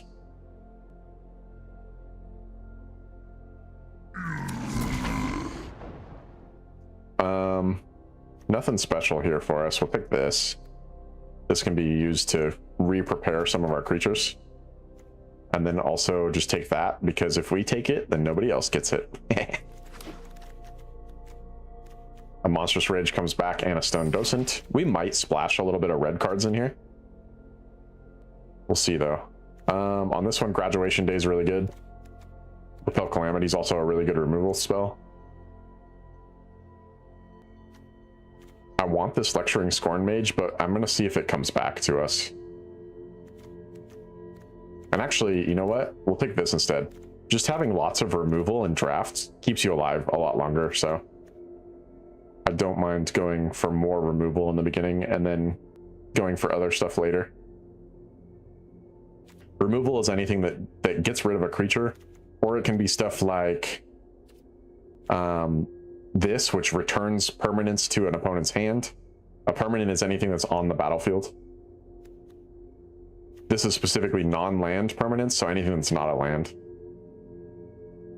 But yeah, I think this is the move right now. We take the removal right away, and then that way we don't lose it later, and we can hopefully get one of these spells on the way back, or even this one.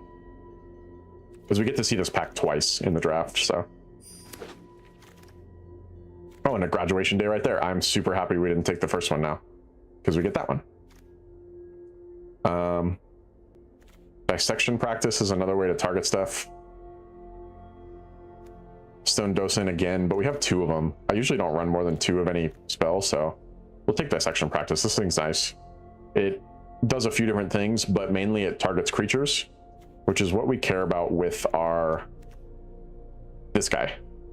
Anything that's got repartee, I don't know, repartee is how I've been saying it. Means that when we cast an instant or sorcery that targets a creature, not only can he not be blocked, but then when he attacks and hits the opponent, he can't be blocked, and he draws us a card and makes us lose one life. The lose one life kind of sucks, but drawing a card's always huge, so. Drawing a card will keep you alive longer. We'll take a Shattered Acolyte here for another 2-drop. We call them 2-drops because we can play them on turn 2. And I think another Imperious Ink Mage, because I found this card to be way stronger than it looks. It looks like it's not very much going on here, but a 3/3 is a pretty decent like size on the character or on the creature, and it's got Vigilance. And Vigilance means when it attacks, it doesn't tap, so we can use it to block on our next turn, even or on our opponent's next turn, even though it attacked. Stand Up for Yourselves is a great removal spell. Out of all of these, the only one we could actually really use is this one. But since we were thinking about splashing red, I'm going to take this Spirit Mascot, just in case we want it. Because if we splash red in here, we can have a white-black deck that uses a couple of red spells, and then be able to do like some extra things that we wouldn't be able to do with just a black-white deck. Oh, nice. That's huge. We got both of these back.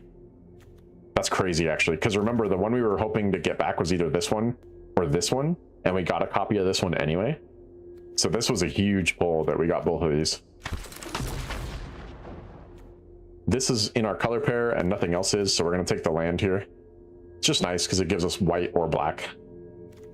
Gives us an option. And since we've been thinking about splashing red, we'll take this because it lets us potentially put it in our deck even though it's not of our main 2 colors. You could, by the way... Oh, I'll tell you what tapped or untapped lands are in just a second, but let me finish this thought. You could run 5 colors. If you wanted to run all 5 of the colors in the game, black, white, green, blue, and red, you could do that. It's just pretty hard, but it is possible. You asked what's the difference between tapped and untapped lands. Untapped lands come in and can be used immediately. Tapped lands come in and are tapped the first turn, and then they become untapped, and then you can use them. So untapped lands are faster, essentially. They help you do your stuff a lot quicker. You want to get, if you're going to have tapped lands, you want to get them on your first turn, put down your tapped land, and then hopefully have untapped lands for the whole rest of the turn.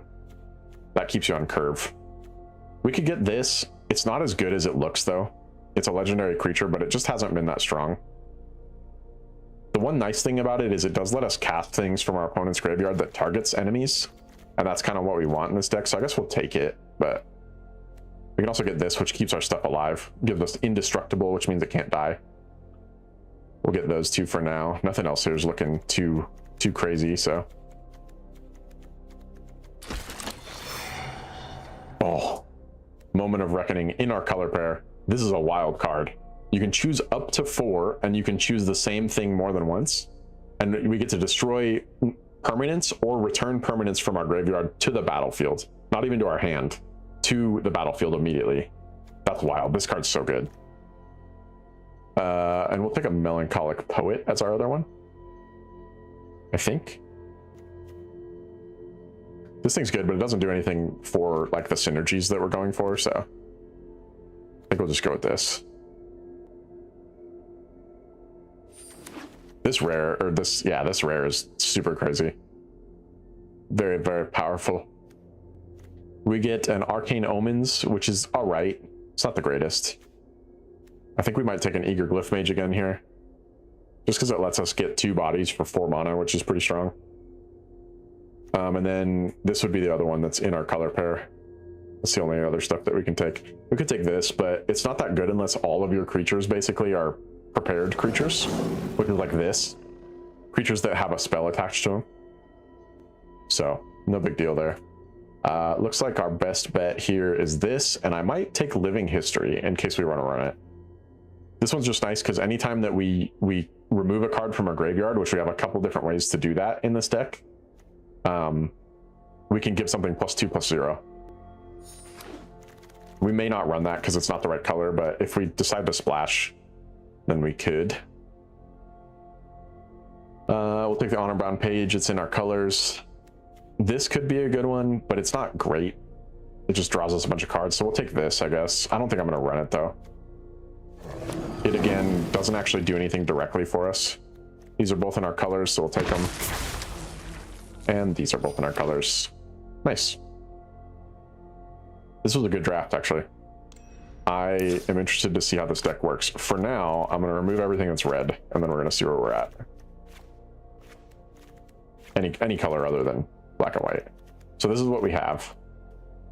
I don't think I want 2 of these, even though it does give us a target spell. It hasn't performed very well for me. I think it's just a little too expensive is why. I said that this one wasn't that great, so we'll take it out for now. This one's really not that good. It could be good in the right situation, but it's very situational.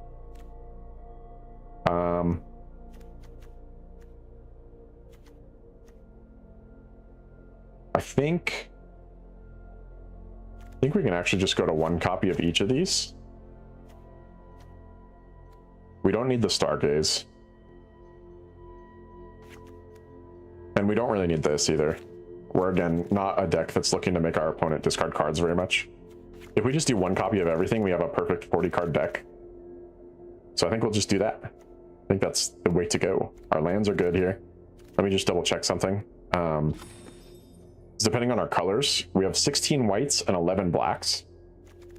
And we only have 1 double black, which is this. So I'm actually going to ping this down to 6 and put that up to 9.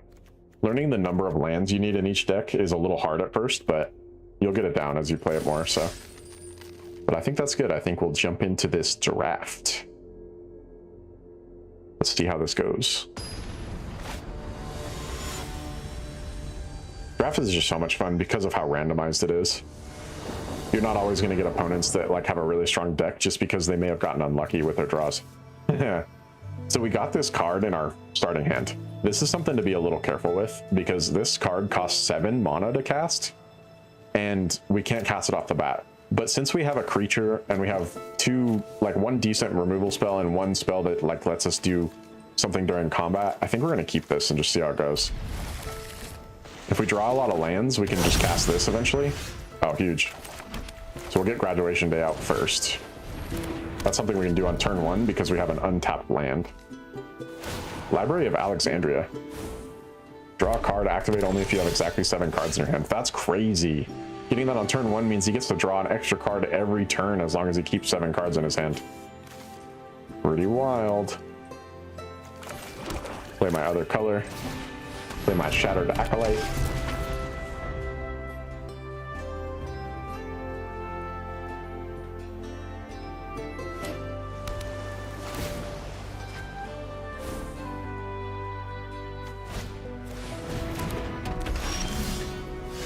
We can't use this to destroy that, but I have another way that we can kill it if we want to.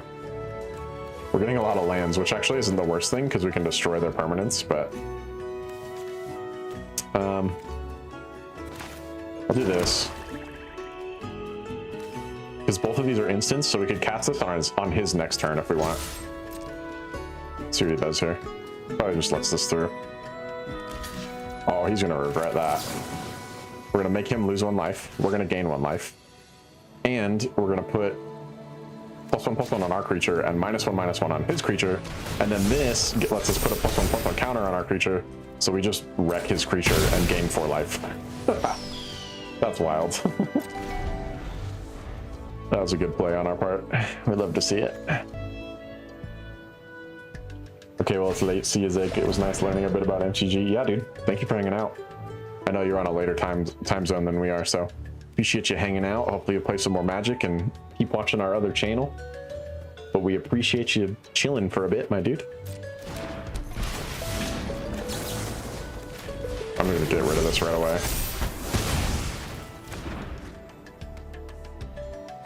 He might decide to do something different now. I should have waited. If I had waited a second, he might have discarded a creature that he needs. I'll play the Snooping Page now. We get to swing for 4 and gain 4 life. Having a 4/4 with lifelink right in the first turn or first couple turns, is so powerful, dude. He'll draw a card again. Drawing all those cards won't do you any good if I just remove everything you got, my guy. That's fine. We knew he was gonna blow that up probably, so. Oh, huge.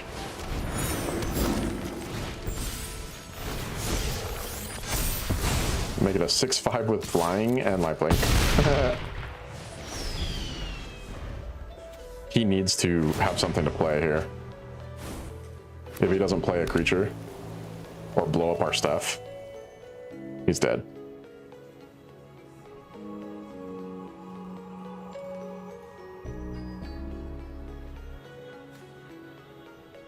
And later on, we can return stuff from our graveyard too.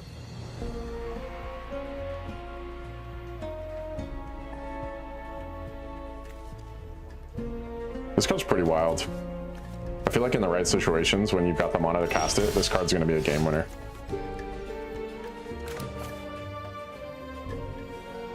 And we're only 1 mana away from being able to cast it too. He doesn't have anything to play. Oh yeah, he does. That's fine. I figured he might. We don't mind if he does that, because the more creatures he kills, the more we can just return with this.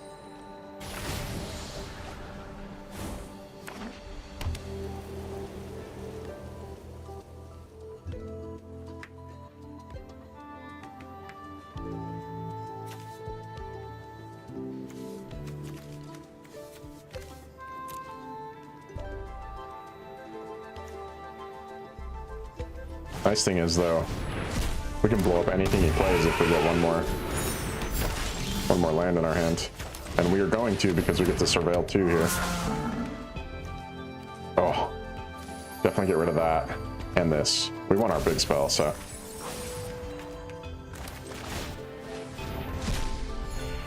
Oh, there it is. There's our extra land. I'm not going to swing in yet. Oh, I should have, though, actually, because I have first strike. That's okay, though. Let's see what he does here. He might just blow up everything.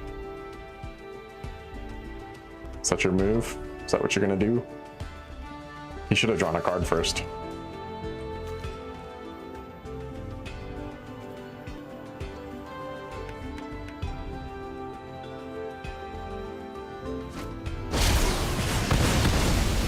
Okay. Cool.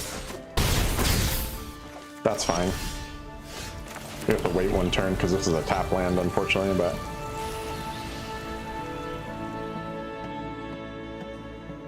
he gets to swing in for 6, but honestly, we're not looking too bad on lands, so.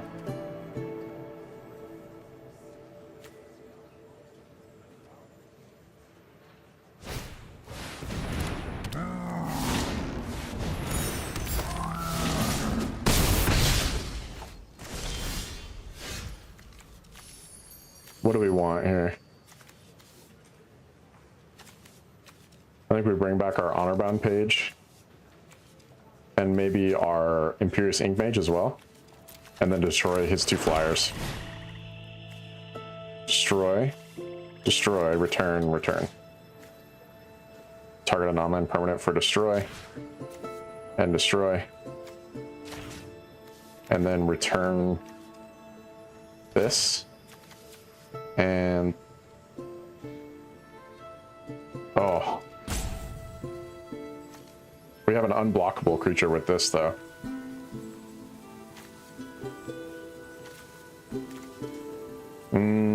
That's a tough choice. The problem is, I'm pretty sure that he's, like, with all the cards he's got in his hand, he's got ways to get rid of it, for sure. But it would let us basically just freely attack without any possibility of being blocked, so I'm gonna go for it. And we have a first strike creature to block these. What do you have, my guy? Okay. He returns an instant or sorcery spell. He's gonna return the Crackle of Power, okay.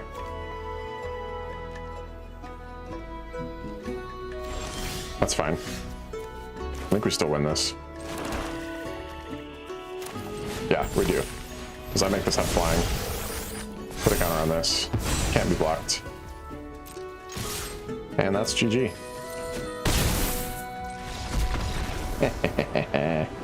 Never didn't have it, my guy. Let's go. That was a good win. 1 more. Ooh, free card. Nice. 1-0 going into game 2.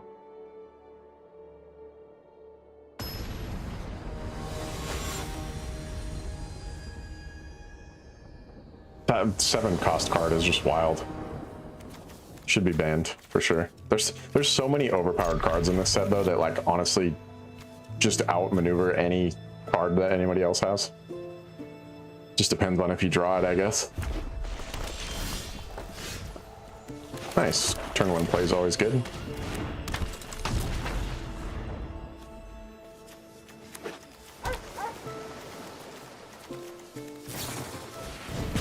Alright. Blows them up immediately.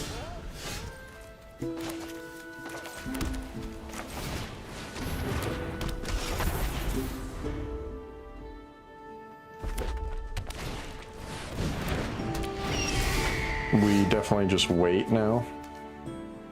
We can do a couple things on our next turn. I'm gonna do this.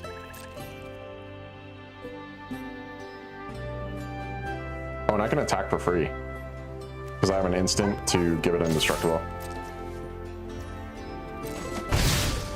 That's fine. He's gonna attack now, and then we're gonna blow it up.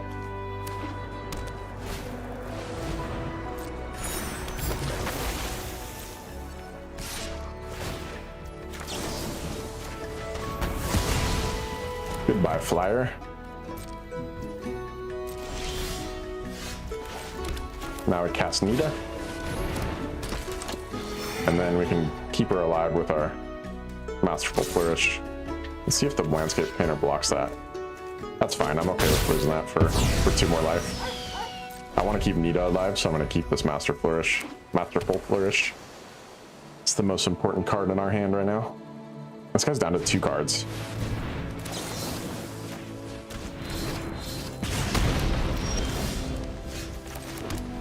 Is that a 5-cost spell? Oh my god, it is. That's huge.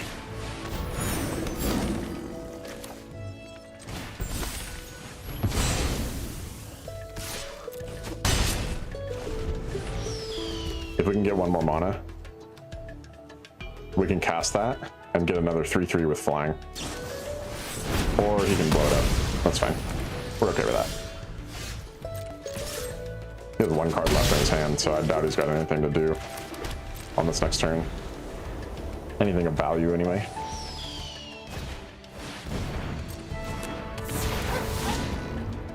He's gonna draw and discard. What does he discard? Oh, that's fine.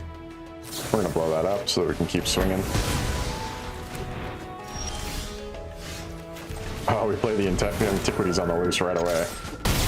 Now we get 2 2/2s, and next turn we get 2 more 2/2s and a +1/+1 counter on each one. If he doesn't have a creature here, he's doomed. That's GG.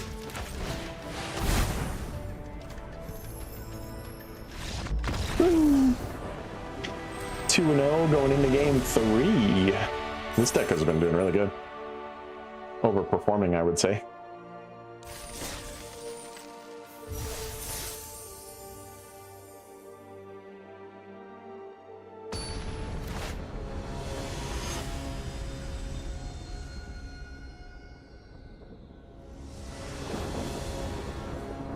Oof.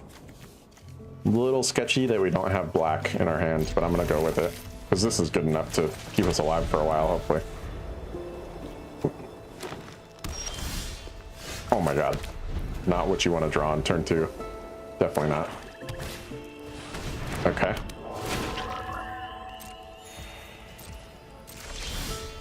Oh no. We're not looking great here.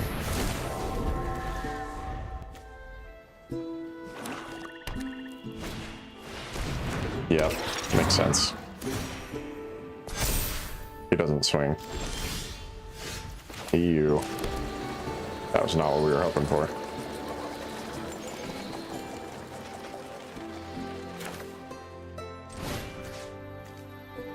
We're gonna put +1 counters on each of our creatures, and then we're gonna gain double strike. And most likely he's not gonna block the double striker, but we can give the other one first strike.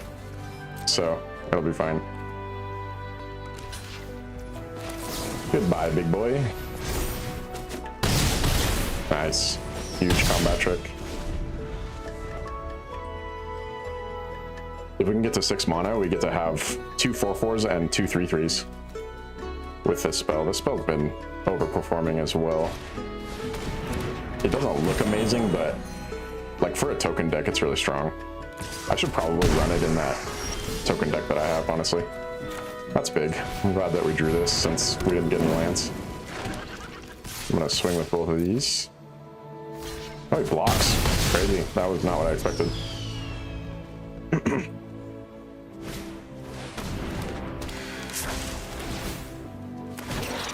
It's a pest, gets 2 life. Bro, where are our lands? Oh, I could have used practice offense. I'm stupid.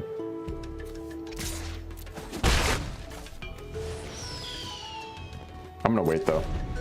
It'd be nice to get +1/+1 counters on a lot of creatures later on, so. Okay. He'll return stuff next turn. Bro, where are our black lands, or anything for that matter? What do we want to give the double strike to? Probably this. We'll give it double strike because then we'll gain 6 life. And we'll keep our 4/4s for blocking. Let's see if he's stupid here and blocks. Nope. I was hoping he'd block with more to try and kill it, but he didn't. I could have put double strike on this and hit him for 4 in the air, but that's okay. He's gonna bring back the pest mascot. That makes sense. Come on, draw a land. We're gonna really need one here. We're gonna start falling behind. Okay. Interesting choice. That does get him another life gain though, so that makes sense why he did that. Dude.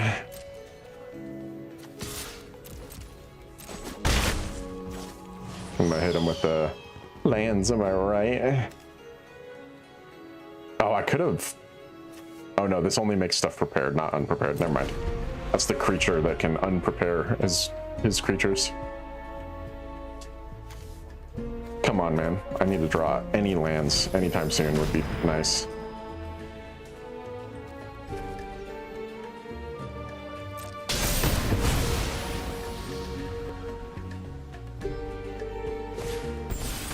If he swings in with the pest mascot, I'm gonna have to kill it. I can't let a trampling body stay alive for that long. I don't think he does though.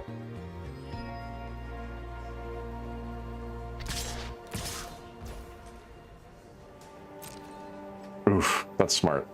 I'm not gonna block this. And now I need to start keeping this 2/2 up in case he wants to do that again. Oh my god, man. The lands, dude. I gotta go on the defensive. Please draw a black land next turn, please, please. I need 2 black lands in the next 2 draws so that I can play my Moment of Reckoning.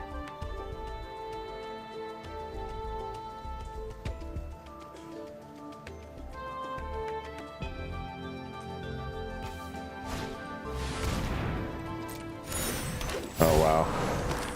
The Lewin goes crazy. He can create so many creatures now. Well, he can only create 2 because he's got 2 mana, but... Oh, he's not going to. Interesting. Okay, that actually works out for us. Now we block this, and we block this. He can't do this at instant speed, right? No, he can't. He could destroy one of these, which would be not good for us. Yeah, makes sense. We're gonna take 7 damage. Oh, this is not good. I don't think there's anything we can do to survive this. Even if we draw a black land here, yeah, that's game.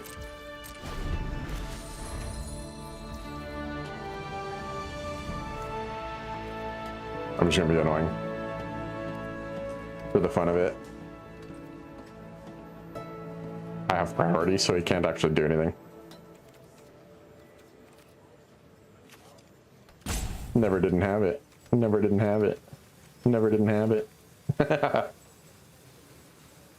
Some people do this too. They'll just run the timer out, which I think this is probably my last draft today anyways, so might as well run the timer out on this one just a bit.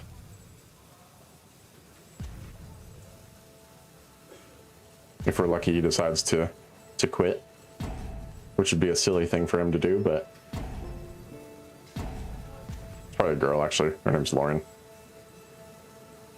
their name is Lauren. I shouldn't discriminate.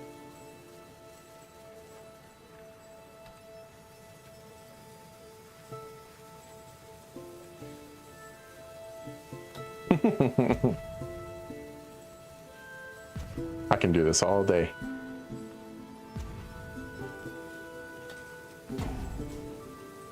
Singing. Come on, buddy. Forfeit. Forfeit your turns.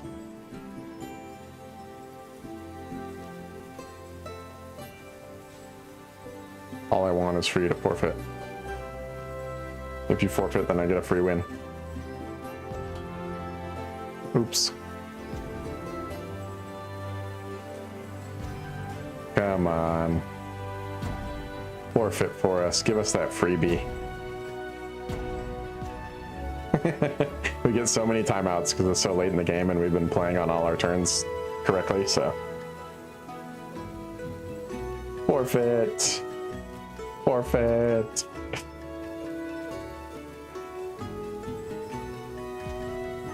No. They're gonna kill us for sure. Yeah. I can do it again. Okay, it doesn't matter at this point. We're done. GG. Sometimes you gotta though, you know? You just gotta be toxic just to be toxic. Especially when they destroy all your creatures, dude. They started it by being not nice and killing all of our stuff. So.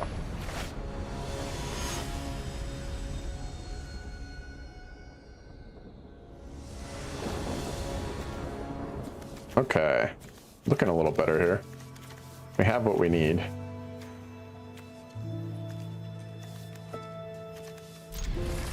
Keep this hand.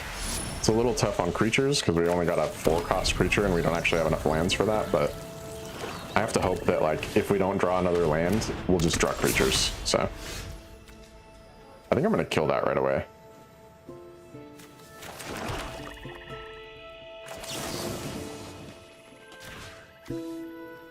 Submit 0 and put -1 on -1 on that.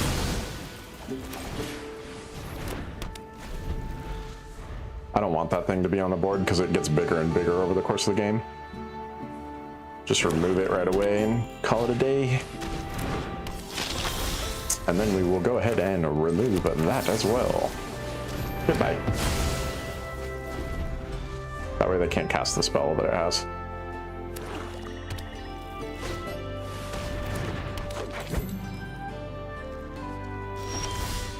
Oh my god, bro. When all you're drawing is lands. I'm gonna definitely play this. I don't want to. I want to wait. Because he's probably gonna remove it right away, but...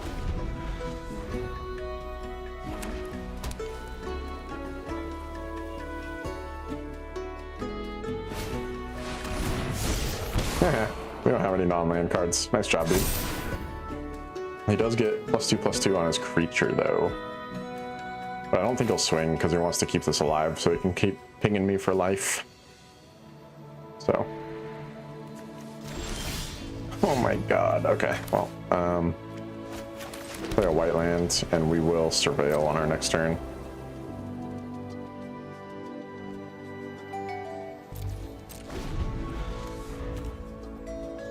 We have to, so. Oh, he swings in. Okay. He's got something to buff this again. I'm not gonna block it. He's gonna do it right here. Oh, he doesn't do it. Okay. He really wants to kill me with whatever it is, so. I will just surveil. Oh, huge. Absolutely taking that. Grade 2 2/2s. And then on our next turn, we can have 4 3/3s. Unless he has graveyard hate. If he can remove it from our graveyard, that would be no bueno, but I don't think that's the case.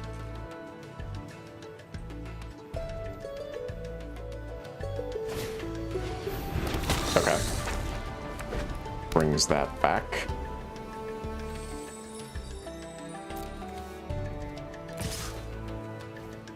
Why? Why would you do that? Oh, because he's still got a bunch of mana. He's trying to do a combat trick on us. I don't want to lose these yet because I'll have a way to keep more than one of them alive on this next turn.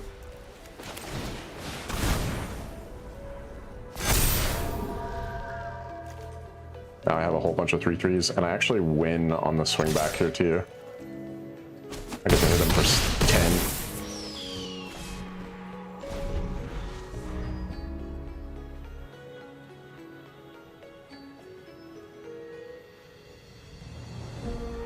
What's the vibe, my dude? What's the vibe? Just gonna swing with one, okay. All right.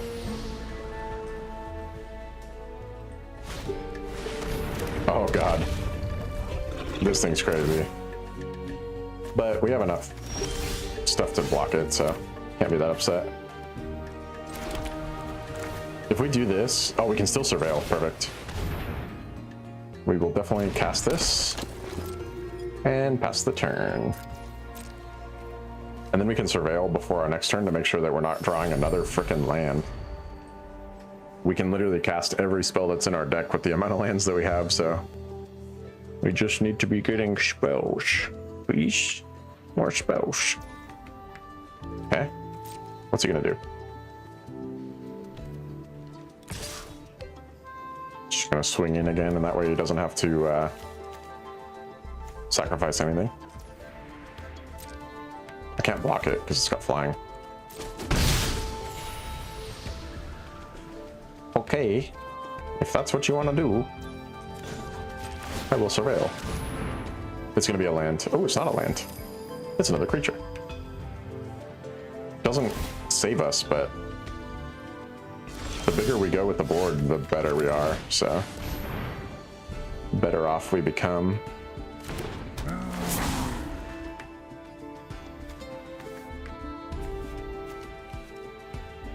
Does he have any? No, he doesn't have any artifacts or anything. I think we actually want to scry away both of these, or surveil away both of these, and then we could return one to our hand and get it for free, which is probably the Acolyte, I think.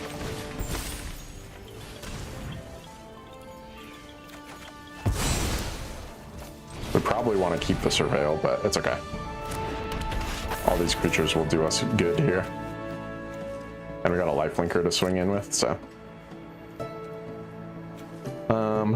If I swing, I have 4, 12, and then another 2. So that's a total of 18, because it's 6 plus 12. And he will block the 4, and then probably the 2, and he'll still take 12 damage. I can actually just attack with everything, I think.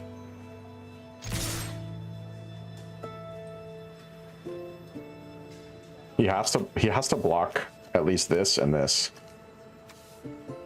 There's no choice, or else he dies. I think that's worth it. I think it's worth. We'll see if he screws up his count here. Blocks the 4/2, blocks the 3/3. Makes sense. It's what I figured you would do. You go down to 1, so. He doesn't have the option to swing in after that because I have so many creatures that I can just come back and destroy him. He's gonna destroy one more. That's fine. Destroying that instead of destroying one of these actually might have lost him the game.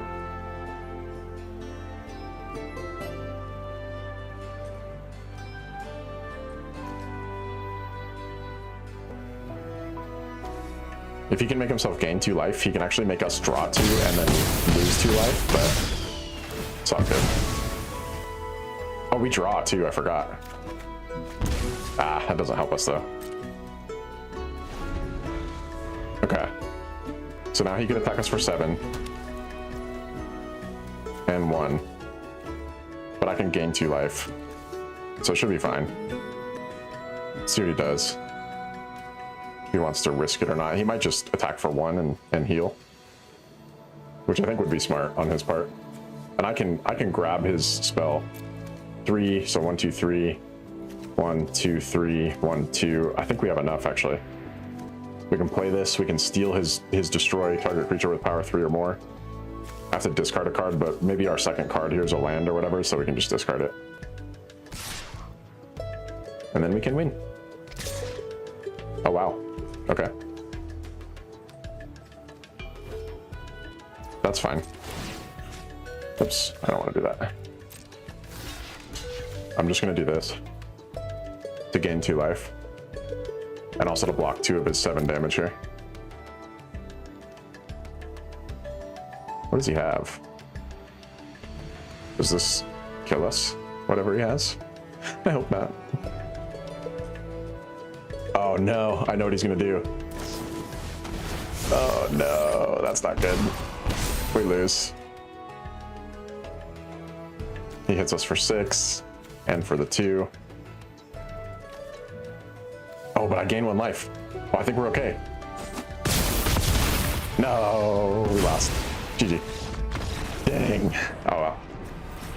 That's all good. I could have played that differently. I should have been more careful and blocked with my second creature. And then I would have been able to blow up his creature the next turn and swing back for the win. All good though. That is as good a time as any to call it quits. So if you guys enjoy the content, don't forget to subscribe to the channel. We have slowed down our output on Cult of Zaek a little bit because we're going to be working on a second channel.